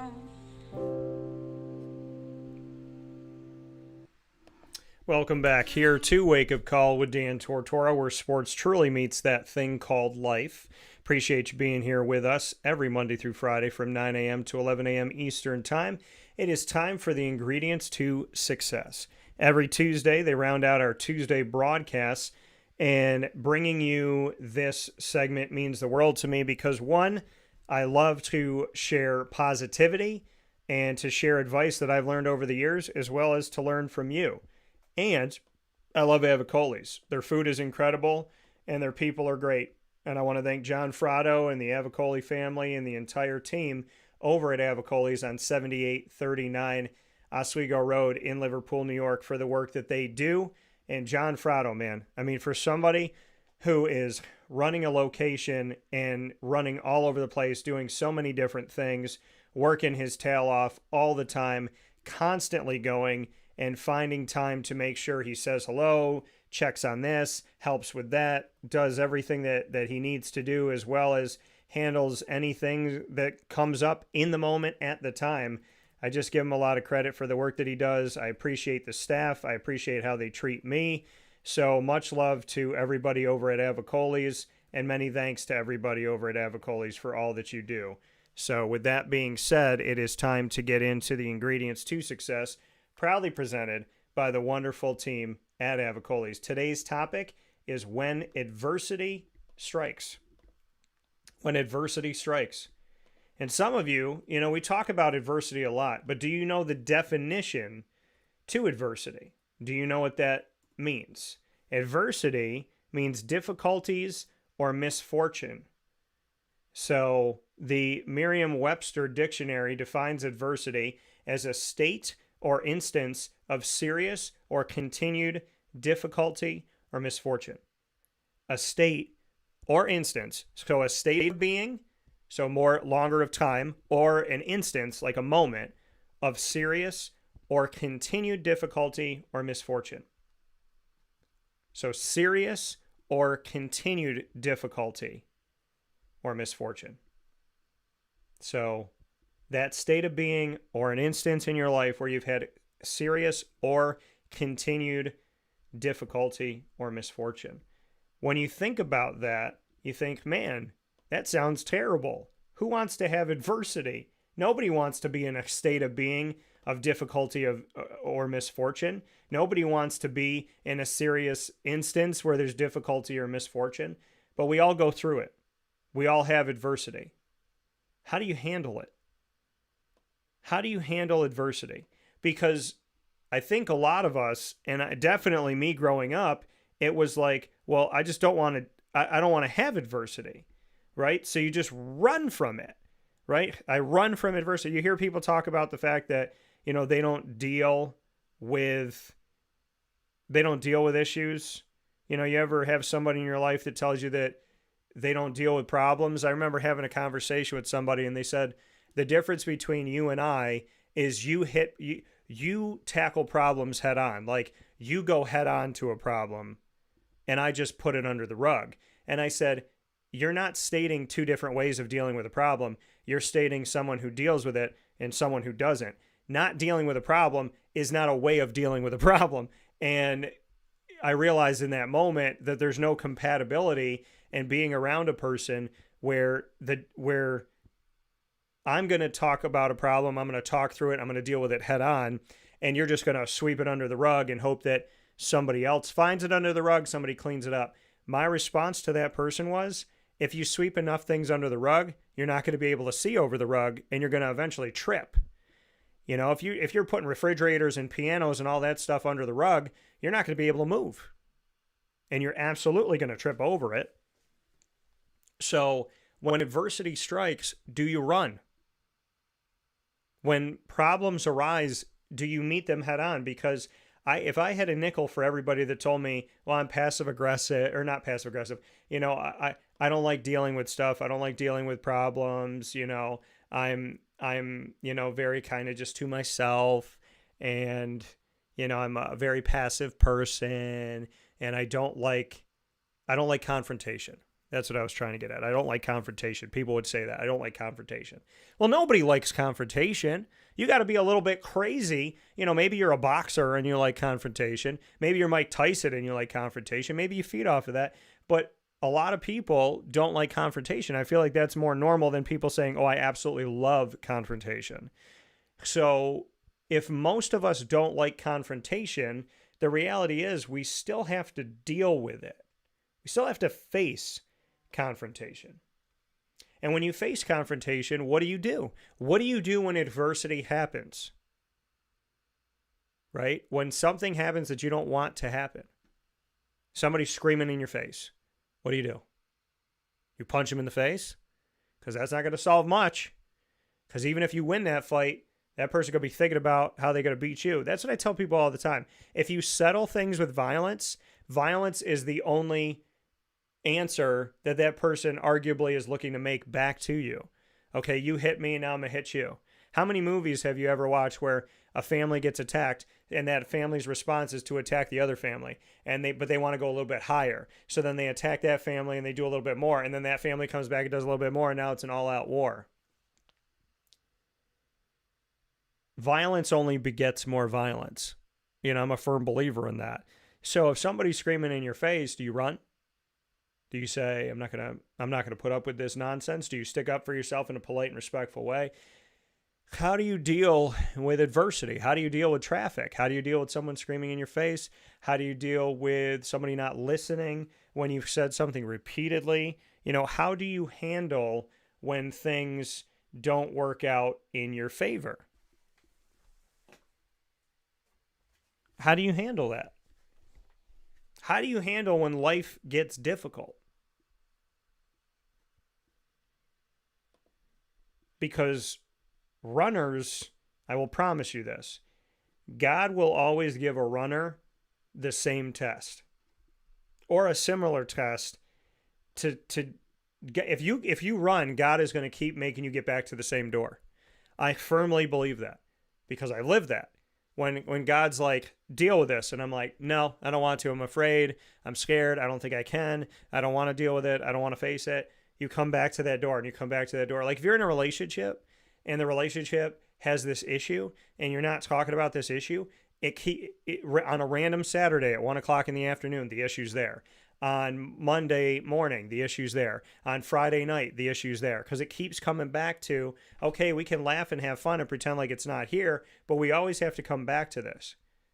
You know, you ever have two people that are dating and they're like, one wants kids and one doesn't, and they get along and they have fun and they go to the movies and they go for drinks and they go dancing and everything's great, but it's like, do you want kids? No. Do you want kids? Yes. And whenever they have that conversation, they feel the giant ocean between them, but as long as they don't have that conversation, they can dance with each other, they could kiss each other, they could talk about this, they could talk about that, they could be close, they can hold hands. But the moment they talk about that, they're separate worlds apart. But God's going to keep bringing you back to that door. Because either you're going to get on the same page, or y'all are just going to keep living this life where you can't. And you should never have a friendship, a relationship, a business. You should never be anywhere in your life where you can't, where you have to, where you can't just be yourself fully. Right? That's going to do you no good if you can't be yourself fully. You know, because to me,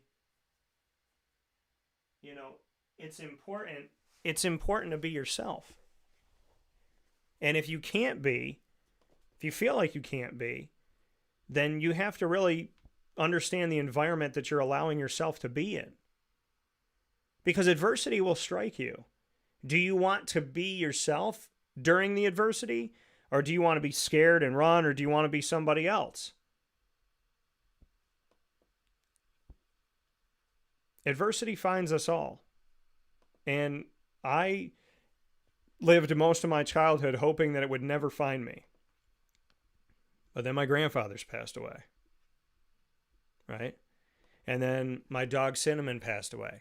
And then my dog Mordu passed away. And my dog Shady passed away. You know, you got to go with your mom for tests, make sure she's okay. You got to go with your dad for tests, make sure he's okay. You're on a plane that makes an emergency landing, right? You're on a plane where you're trying to go around a tornado. Adversity has struck. And how you respond in those moments, it's whether or not you level up. It's whether or not you move forward. You're not going to be perfect, but I'm 39. I just turned 39. And I was having conversations, and I saw an old habit of mine creep back in. And I look at those conversations, and I'm like, oh my goodness, I was doing that stuff when I was 18. 21 years later, I can't be doing that. I can't be having those habits. I can't go back to those places in a conversation. I got to be better than that. I got to be way better than that. So to me, you know, when we look at these conversations and we look at our lives, you know, you have to really get to a point in your life where you have to have the tough conversations with yourself. You have to be able to look at yourself and say, I don't want to keep doing this. I don't want to keep coming back here. Because adversity is going to make you who you are if you let it.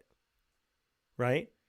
If you respond to adversity by running, you will not only be brought back to the same door eventually, but you will have gained nothing of your growth within that period of time. You might grow, like, you're not going to, I shouldn't say you don't grow at all, but you don't level up. Right? I don't want God to be giving me the same test at 39 that he gave me at 18, because that's telling me that in 2 decades plus, I haven't gotten better.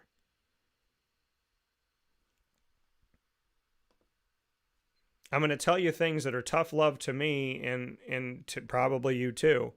You can't worry. You will, but you got to talk yourself out of it. You will worry. You're going to worry about your kids. You're going to worry about your parents. You're going to worry about your grandparents. You're going to worry about traveling. You're going to worry about weather. You're going to worry about driving. You're going to worry about what area are you in and is this safe? You're going to worry about things that you see on the news. You're going to worry about relationships. Do they love me? Do they want to be with me? Do they feel the same way? We're going to worry about all that stuff. You're going to worry about your animals. You're going to worry about that. but you have to not. You have to feel it. It is an emotion, but you have to control it, because worrying doesn't solve problems. And when I look back on my life, worrying only begot more worrying for me. You know how I said violence begets more violence?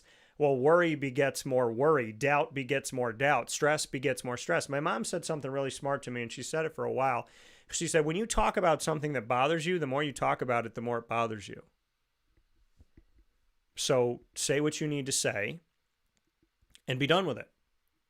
You don't have to call everybody and have the same conversation. You don't have to talk about it with me Monday, Tuesday, Wednesday, Thursday, Friday, Saturday, Sunday, Monday, Tuesday, Monday, and keep going. Just tell me on Monday, tell me on Saturday, tell me when you feel it, and let's talk about it, and then you're going to have to let it go. Worrying doesn't solve problems. It creates more problems, because you have the problem, and now you're worrying about it. And sometimes you're worrying about a problem that doesn't exist, and I've been there. I have created a problem by worrying about a false problem. I worried about something that didn't exist, and my worry created the issue. So, when people call it a self-fulfilling prophecy, that if you think about something long enough and you believe in something and you keep pushing towards something, that you can make it come to life, just like people can make themselves sick, right? Somebody's healthy and they're depressed and they're down and they're negative and they're down and they're negative and depressed and negative and down and sad and worry and stress, and all of a sudden now they got a problem. Because they've stayed committed to having a problem. If you stay committed to having a problem, you're going to have a problem. If someone gets up in the morning and says, everybody's mean, everybody hates me, everything is bad, the first person that moves in traffic, they did it on purpose to you, in your mind. The first person that gets in front of you in the line, they did it on purpose to you. And you're going to see that in the grocery store. You're going to see that on the road. You're going to see that when you're at an event. You're going to see that when you're going to get your seat. Well, this person is. No. People are just doing what they're doing. Okay? They don't know you. They don't know anything about you. And you think that they hate you. My parents told me that forever. They're like, even people that are around you, they don't even know you. How can they hate you? What do they hate about you? They hate that you work hard, because that's all they see you doing. When these people are around you, they see you working hard. They see you determined. They see you passionate and excited and fearful of the Lord, and they see you worship God. These people see you be a good person, be honest, and come to play every day. If people don't like you because you're hardworking, honest, and determined and passionate, okay, well then that says something about them inside. And you know what they say about people? They say, how someone treats you says everything about them and nothing about you. You ever treat somebody really, really good and they push you away? Like, you make mistakes, you're not perfect, but you treat them really, really good and they push you away. And you go, oh man, I must not be worthy of them.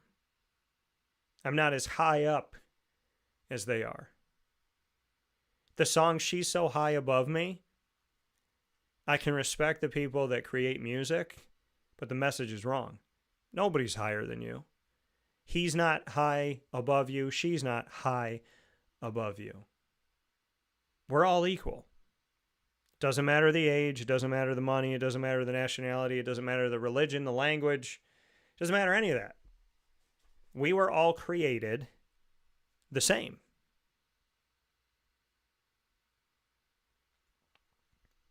And human beings are the ones that say we're different.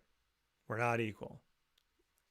Nowhere in the Bible does God say, you're not, I love some of my children. I think some of you are cool. Hey, if you make a lot of money, you and I are good. Hey, if you're a pretty looking girl and you're not an ugly looking girl, or you're a good looking guy and not an ugly looking guy, well, then we're good. God doesn't say that. We say that. And when you treat somebody really, really well and they can't handle it, that doesn't say anything about you. Do you ever realize we all want to be loved, but are we open to being loved? We want to be loved, but when we are loved, do you know how many people run when they're loved? You know how many times in my life I've witnessed somebody say, I just want to be loved. I just want to be appreciated. And then they get it and they push it away. I had one girl tell me, this guy that she was dating, you know, her and I had built up a pretty good friendship, and I treated her like a sister. And she said to me one day she liked this guy. And this guy, I think he had been trying and trying and trying, and she liked him. And she seemed like she was happy and she was having a good time. But she pushed away a lot of good things in her life. And one day I go, what's going on with this guy? And she's like, oh yeah, I'm done with him. And I said, why? She said, he's too nice. He's too nice. He tells me how he feels too much. He's just too emotional for me. And I was like, the guy that you like is open about his emotions. He gives to you and he's nice to you, and that makes you want to run away from him. And then I paid attention to her over time and how she treated me and how she treated her family. And I was like, wow, she really can't get close to people because she's afraid to feel something. And it made me sad for her. And I still pray for her to this day that she's not like that anymore, because she had so much to give. And sometimes she would have a heart-to-heart with me. And like I said, we were like brother and sister. And we would have this heart-to-heart conversation.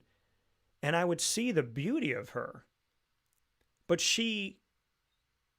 it's like she didn't think she deserved to be happy. And when people tried to be there for her and love her, she just snapped at them. It was like trying to tame a snake and having the snake bite you every single time. And it's so sad because she has beauty in her soul. We all do. She has a beautiful soul, but she would talk her way out of anything good in her life. And she would lash out all the time. She had no control over her emotion. And you know, I look at that when adversity struck, right? And her adversity was, it wasn't when somebody was screaming at her and yelling at her and hurting her. Her adversity was when love came her way, she wouldn't let herself have it. She wouldn't let herself relax. There had to be a problem. You know, I've met other people, and when adversity struck them, adversity struck in a way of like, well, you need to talk to this person about how you feel. And they wouldn't. They would just take to alcohol, substances. You know, they wouldn't be they wouldn't be good in their marriage, right?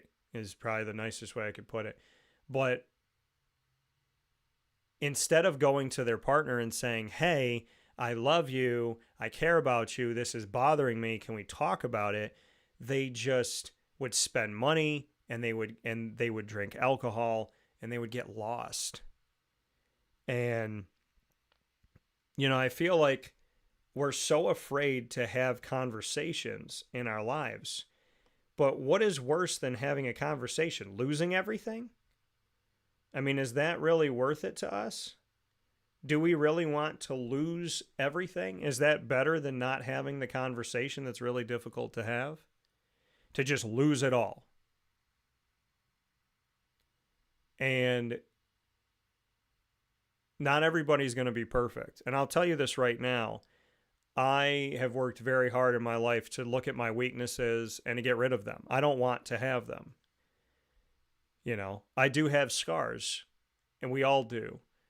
And a lot of our scars are not visible. You know, we think we're going to see somebody with a scar. We're not. A lot of our scars are invisible. So if people don't tell you what their scars are, you don't know. I mean, they can say whatever they want to say, but I am a firm believer that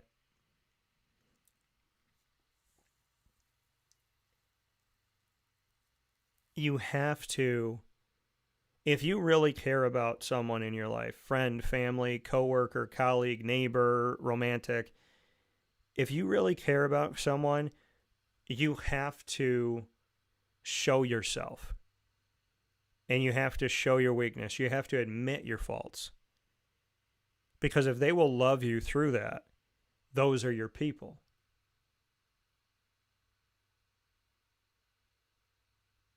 If you're fighting with someone and you're miserable and you're negative and you're depressed, you're going to push that person away. But if you're negative and depressed and this, that, and whatever, and instead of fighting with them, you say like, hey, this is why I feel this way.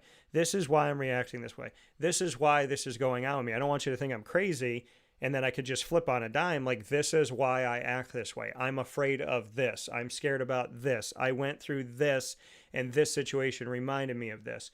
Honesty and openness is going to battle adversity successfully every single time, because it's going to get rid of the bad in your life. It's going to make you face it. See, when we lose people, places, and things by being honest and being open, we're like, oh man, we shouldn't have done that. I'm going to close up next time. I'm going to be a jerk. You know, I had people tell me as a single man, they're like, you need to be a jerk. Women like jerks.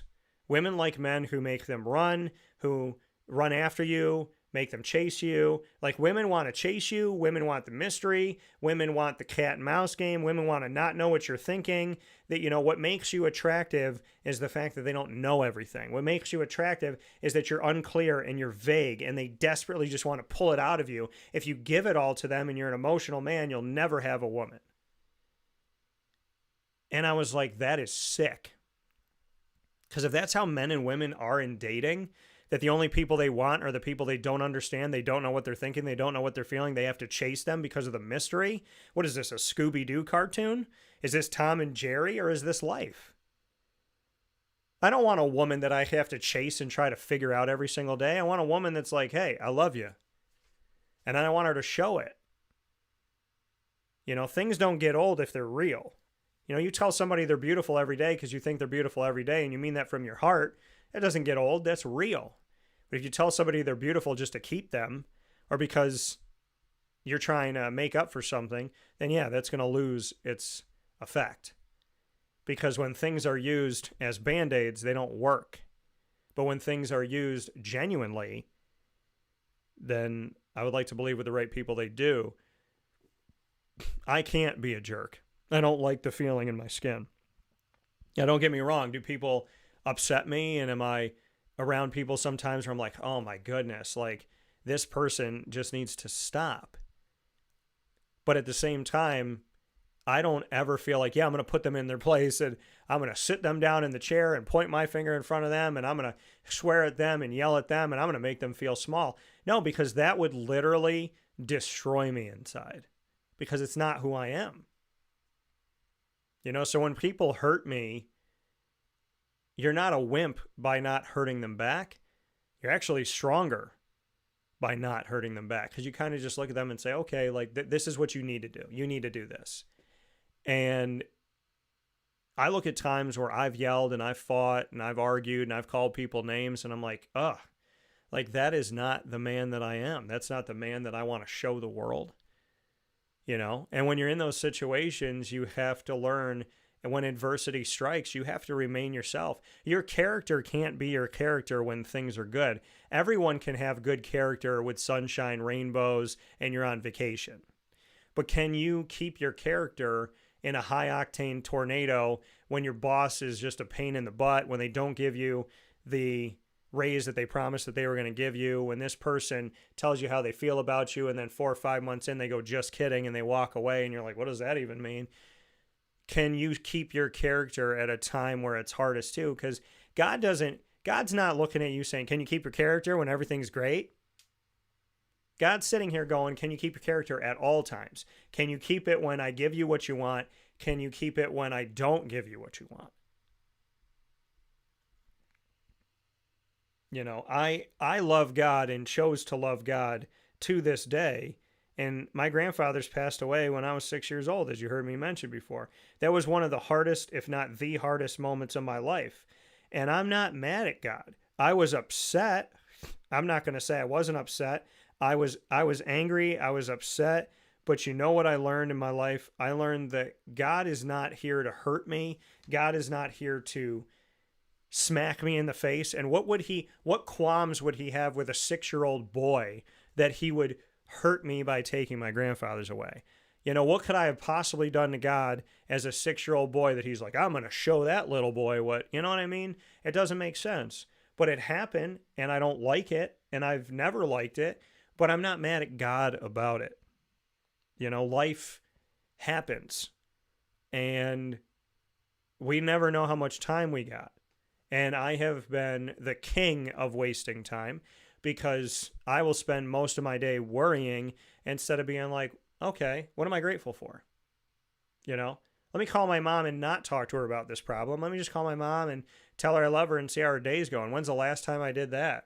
When it wasn't like, hey, Mom, how's your day going? Okay, yeah. By the way, here's my problem. You know, we're so quick to call people about our issues.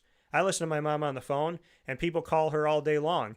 And 99.9% of the time, it's, I have this problem, Debbie, help me. I have this problem, Debbie, help me. I have this problem, Debbie, help me. And that's got to wear on my mom because she's a giving person, but my mom is like me, and I'm like her. Like, we absorb, right?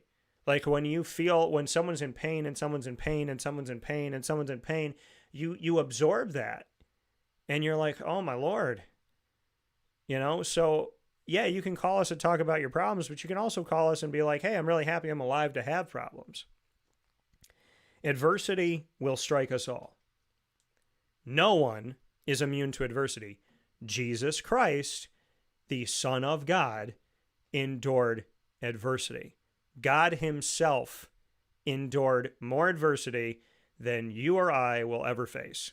I don't think that we're going to have stones thrown at us, get spit on, get called names while wearing a crown of thorns, while bleeding, while being whipped and having our skin ripped off our body, while carrying a cross, then being nailed to that cross by putting holes through our hands and feet, and then getting stabbed in our side while we bake in the sun. I do not think that any of us will endure all of those things.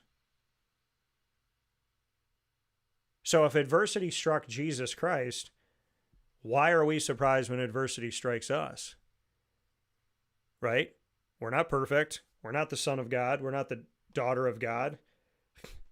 We are God's adopted children, but we absolutely, positively do not lay any claim to a throne. And we can't. Even if we tried to, it's not ours to own. So when adversity strikes you, what do? To me, you have to think about what it is. How important is it to you? How important is the person or people connected to it to you? What have you learned and gained over time? What is your knowledge and wisdom of situations as such? What habits did you have that didn't work? What habits did you have that did work? We have to talk our way through these things. Okay? Adversity struck me. This is how I respond every single time this happens. Do I consider this different than the other times? Yeah, argument's sake, yes. Okay, this is different than other times. Okay. Do I care about this differently? Yes. Do I care about the same things the same way? No. Does this matter to me? Yes. What did I learn about what I did wrong? Well, I can't do this, this, and this. Okay, have I done that? Yes. What am I going to learn? I'm going to take my knowledge and wisdom of how that doesn't work and I'm going to implement it. Even though this person isn't around, I'm going to learn from this and I'm going to grow from it. Whether or not they're ever around again, I can't do this and I saw myself do this. What did I do last time? I worried about it. What am I going to do this time? I'm going to pray about it. I'm going to get closer to God because God is never going to fail me. People will fail me all the time. People, places, and things will fail me all the time. But God is never going to fail me. So if I want to go to a place where I don't want to spin out of control, I don't want to have an upset stomach, I don't want to be churning all the time, I'm going to go to God. Because God is the only road that no matter what happens on this road, I'm going to be okay. I'm not going to be alone. I'm going to be all right. I have learned over the years that if I go to God and I trust God and I listen to God, and what did I say? Your will over my want. I know what I want in my life. I know what I want right now. But if it's not right for me, that's what I'm saying to God. Your will over my want. This is what I want. I absolutely, positively want this. But if there is something better for me, and this is not good for me. I want your will to overtake my want. Your will over my want. Ask God to guard you from what is not meant to be yours and guide you to what is. Guide you to Him, guard you from everything that is not Him. Guide you toward the kingdom of heaven, guard you from hell. Guiding and guarding, that prayer has always worked with me. Your will over my want, that is a new prayer of mine that I really feel. You don't pray to God for blessings. You pray to God for blessings and the ability to handle them when you have them. See, we think, God, help us handle our problems, but we don't ask God to help us handle our blessings. We always ask God to help us handle an issue, but we don't ask God to help us handle our blessings. And a lot of times people fumble when something good comes along because they don't know how to handle it, especially if you've been hurt most of your life. Right? And for those of us that are my age, that are 39, 30s, 40, whatever, if you're single, that means more often than not that you've gotten to this point by being hurt, and now you're single, and you've been through so much pain, and now you're here. So most of the people that are older and single, no matter what the age is, 20 some odd, like late 20s, 30s, 40s, 50s, 60s, 70s, 80s, you have been hurt, and now you are here. I had this conversation with somebody 30 years older than me. You know, they're like, this is where I'm at. This wasn't where I thought I was going to be. I'm like, this is where I'm at. This wasn't where I thought I was going to be. And we're both looking at each other going, did we do something wrong? So then you look back at the relationships. In my case, I was not perfect. I did plenty of things wrong and plenty of things I could be better at and that I've worked to be better at. At the same time, absolutely grateful I'm not in that relationship because that relationship was killing me. It was killing my spirit. It was holding me back. Not a bad person, just holding me back. And we so many times, those of us that are givers, we focus on giving. We love to give. And then we end up feeling hollow. I gave so much to these people, they didn't give me anything. Not that you give to receive, but in a relationship, it is give and take. And so when you're a giver like me, when you're a giver like my mom, when you know my dad has given a lot, when you give and you give and you give and you give and you give and you give, you take a step back sometimes and you're like, man, why do I feel so hollow? It's because you have to look at who you're giving to. You have to look at who you're giving to. And what are they doing? Are they giving it back to you? Like you've allowed them to help you become a better person. Have they allowed you to do anything in their life? You know? So sitting by yourself, with yourself, those are the best moments. People hate that because a lot of people don't like being alone, but those are the moments where you realize, oh my goodness, I made a mistake, or oh my goodness, I need to get out of here, or oh my goodness, I need to go back there. Oh my, like I need to. That time in silence, that's the time that allows you to speak. It allows you to think. It allows you to cry. It allows you to laugh. It allows you to feel. Oh man, I let a good thing go. Oh man, I'm not in a good thing. And nothing's ever going to be able to answer your questions other than, in my opinion, prayer and trusting yourself and trusting God. God isn't going to lie to you, but He is going to say things that you don't always want to hear. So when adversity strikes, my prayer to you today, in the name of the Father and of the Son and of the Holy Spirit, amen, is that you face your fears. You face your adversity. You take from what you've learned over time, the lessons, the blessings, you put them together, your knowledge, your wisdom. You surround yourself with supportive people. You keep them close. Your animals, your people. You pray to God. You talk out loud in the comfort of your own home by yourself. You give yourself time alone, time to pray, time to meditate, time to be. And that when you have that adversity in your life, you remember other people's opinions of you are none of your business. No one will have the keys to your car unless you hand them to them. No one should live rent-free in your brain in an apartment. Other people should not make decisions for you. Other people should not tell you how to feel, what to feel, when to feel, who to feel for, how to feel, any of that. Your life is your life. Your life is precious. And you are going to hit adversity.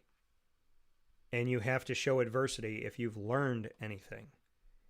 Show God if you've learned anything. And if you have learned something, implement it.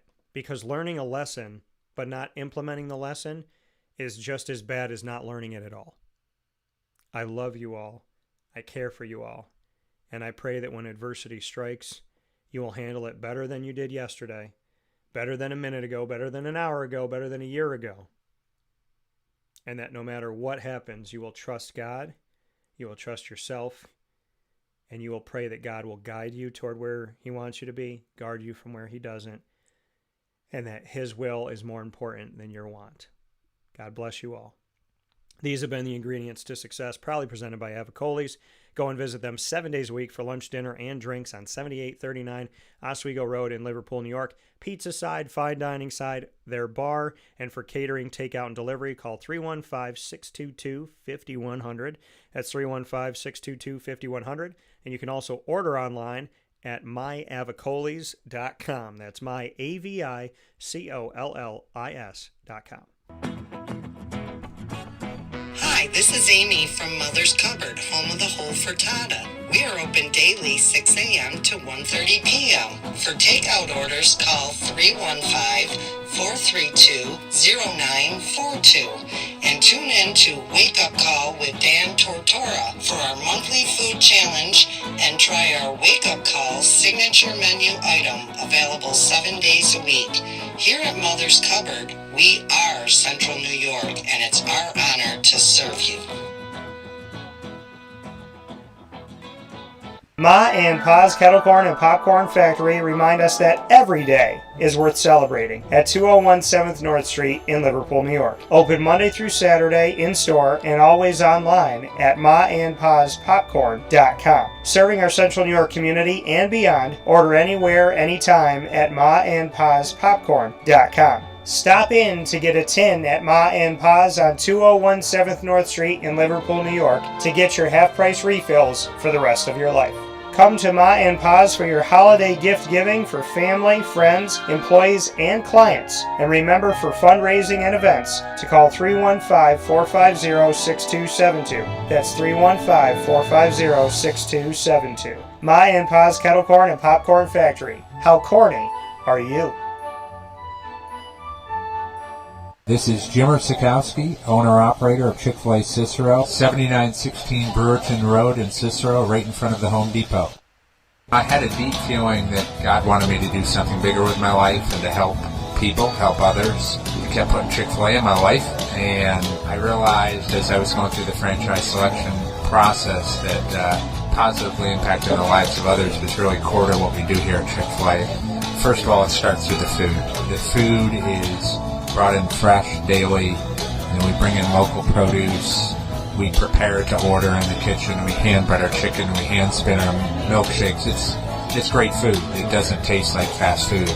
I think the second thing is the way people feel when they come in a Chick-fil-A restaurant. It's different.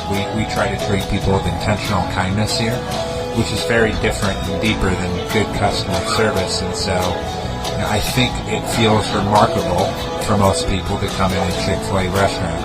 And then lastly, the impact that we try to have in the community is very different. It's a big part of the expectation of every operator of a Chick-fil-A restaurant is that they're actively engaged in their community, they're a leader in the community, and they're making a difference. When they realize that what we're striving to do is to shine a little light in their life, that's a very, very different experience than you will have in any other quick service restaurant. And it's that remarkable experience that I think people will emotionally connect with. Carvel DeWitt, it's what happy tastes like. Do you know why? Because we make ice cream. Creamy, rich, flavorful ice cream. Not yogurt or iced milk like some of our competitors. Ice cream. Fresh, by hand, daily. For the calorie conscious, we have something new for you. Our new Carvelite. Same great flavor, creaminess, and texture of our regular ice cream with only 35 calories an ounce. So whether you want an ice cream cake, flying saucer, dasher, carvalanche, hard or soft ice cream, we will satisfy your craving with our fresh, handmade regular or new Carvelite ice cream. Carvel DeWitt. It's what happy tastes like. The Wildcat Sports Pub in Camillus, New York is located on 3680 Milton Avenue in the Home Depot Plaza. It is your family-friendly sports bar and restaurant. Folks, some sports bars aren't family-friendly. Some family-friendly restaurants are not sports bars. The Wildcat Sports Pub in Camillus, New York is proud to be both. It is that marriage that you've been looking for years. The Wildcat Sports Pub is your home base for your sports bar and restaurant needs, games for the kids, indoor and outdoor activities, and enough things on the menu to come back every single week and get to try something new. They're open Sundays from noon to 8 p.m., Monday through Wednesday, 11 a.m. to 11 p.m., and Thursday through Saturday from 11 a.m. to midnight. For reservations and party information, call 315-487-2222 for the Wildcat family-friendly sports pub and restaurant.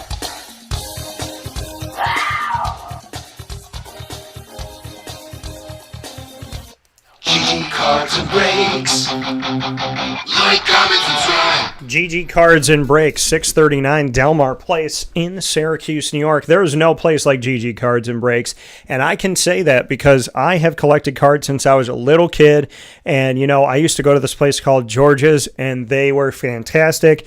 George was amazing. The way that they treated me, the way that the whole experience was so great. And then they closed, and it was like heartbreaking for me as a kid. I was like, what do you mean they're not going to be there anymore? And ever since then, I've been looking for a place that I could call home, a place that I could go to, that I could feel welcome, a place that cared about, you know, when I come through the door, that I'm not just another customer, just another number, blah, blah, blah, you know, and people that went the extra effort, did something different, did something unique, like what they do at GG's, where they have every Major League Baseball, every National Football League, and every National Basketball Association team, every one. That's 92 franchises. They have a box for all of them. That's a lot of work. That's a lot of time, very time-induced, very time, you know, and they putting in new stuff, you know, putting new things into the boxes. The new arrivals box, the Pokemon, you know, new arrivals for Pokemon. It's not just a new arrivals box. It's here's what's new with Pokemon. Here's what's new with football. Here's what's new with soccer. Here's what's new with baseball. Here's what's new with basketball. The new arrivals boxes, the boxes for every MLB, NFL, and NBA franchise, the boxes that have all the graded cards, the cases that have the graded cards, the cases that have the new cards that have come in, that they've traded for, that they've bought, the ones that have sold that have gone out, the Kyle McCord and Aronde Gadsden. So you have local Syracuse autographs and local Syracuse cards, and the numbered cards, the one-of-ones, the relics, the rookie patch autos. There's so many different things when it comes to the sports card and trading card world. And for them to try and stay on top of it, bring in the product, keep giving you something, like to the people that come in every day or every week or, you know, twice a week, they want you to feel like there's new things in here and you're not seeing the same thing every day. To the people that come in once a month, once a year, whatever it may be, like they want you to have good product. And it starts with Josh and Anthony, and they work very, very hard, very diligently. Anthony's always on the computer, always figuring something out. What are they ordering? What's the inventory going to be? And Josh is always going around doing a million things. Is this right? Is, you know, we got to move this a little bit. We got to bring this over here. We got to change this. You know, I have worked with them for over a year now, and the showroom floor continues to look different. They move things around. They bring things in. They move things out. And it just speaks to them that they want you to not only feel welcome when you come in, and they remember those repeat customers, those guests that they have, but at the same time, they want those guests, as much as they appreciate you coming in, they want you to come in and be like, oh, I didn't know you had that. Oh, you brought that in. Oh, that's something that you have now. Oh, Disney Lorcana, it was so hard to get in the beginning, and now you guys are at the front end of all this stuff, and you're getting this stuff in as quick as everybody else, maybe faster than other people. So GG Cards and Breaks continues to evolve. They continue to care, and that's why I continue to love going. Head there Tuesday through Saturday from 10 to 6, and on Sundays from 10 a.m. to 5 p.m., 639 Delmar Place in Syracuse, New York, right off of Teal Ave. With that being said here on the show, I want to thank you for tuning in to Wake Up Call with Dan Tortora, where sports meets life. We are here with you every Monday through Friday from 9 a.m. to 11 a.m. Eastern Time, and many, many times beyond that. We're almost at 2 hours and 40 minutes this morning, and that's more normal than it is for me to go 2 hours. So we're happy to be here with you on youtube.com/wakeupcalldt, facebook.com/wakeupcalldt, and on wakeupcalldt.podbean.com. Of course, many thanks to Amazon Music, Audible, iHeartRadio, iTunes, and Apple Podcasts, Player FM, Podbean, Podchaser.com, Podvine, Spotify, TuneIn, and YouTube for carrying our show. You could search Wake Up Call with Dan Tortora or one word Wake Up Call DT on any one of these channels. It is free to subscribe and follow, so make sure you do that, and I thank everyone that has. I want to thank Brooklyn Pickle for being our incredible partner down in North Carolina on 1788 Old Morganton Road in Southern Pines, North Carolina. Many, many thanks to you for your love and your support. And, of course, many thanks to all of our partners here in Central and Upstate New York: Carvel DeWitt, the Wildcat Sports Pub, Servomation, Mother's Cupboard, Canine Camp Dog Daycare, Avicolli's, GG Cards and Breaks, Fire Pit Barbecue and Saloon, Chick-fil-A Cicero, Ma and Pa's, the snack capital of the world, Pizza Man, Great Lakes Honda City, Canine Campground Dog Boarding, Brian's Landing, and, of course, we are the exclusive multimedia marketing partner of your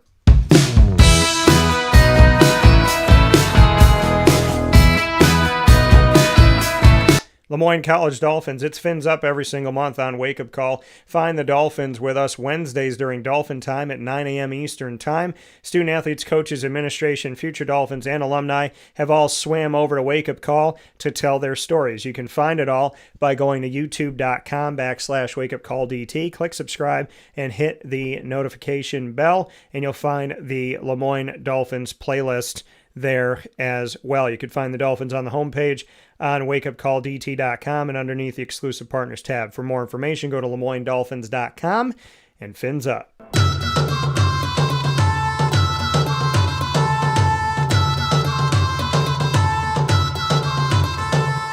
The Bryan and Stratton College Bobcats of Syracuse are exclusive multimedia marketing partners with Wake Up Call with Dan Tortora. Find your Bobcats every single month with men's and women's soccer, men's and women's basketball, baseball, and esports. It is my honor, my privilege to bring you this beautiful, beautiful blue gem right here in Central and Upstate New York. Both their men's and women's soccer teams fought for national championships once again, played in the title game yesterday. And when it comes to teams winning national championships and consistently playing for national championships, I am hard-pressed to find any school or anyone, high school, college, pro, in connection to the state of New York that is as successful and as consistent as the Bobcats are here with their wonderful sports that they have. You can find the Bobcats by going to youtube.com/wakeupcalldt. Click subscribe, hit the notification bell, and find the BSC Syracuse playlist. The Bobcats are also on wakeupcalldt.com's homepage and underneath the exclusive partners tab. For more information, go to syracuse.bscbobcats.com and go Bobcats.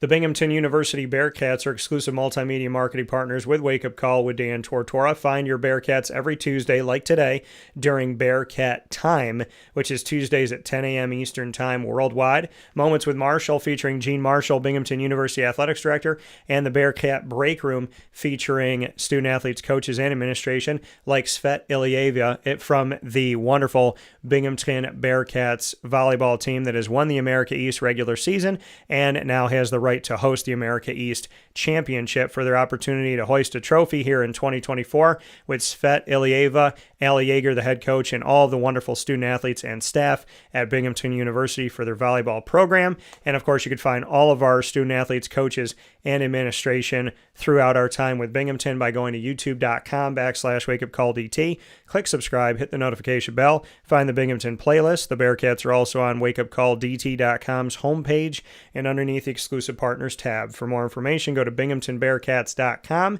and go Bearcats.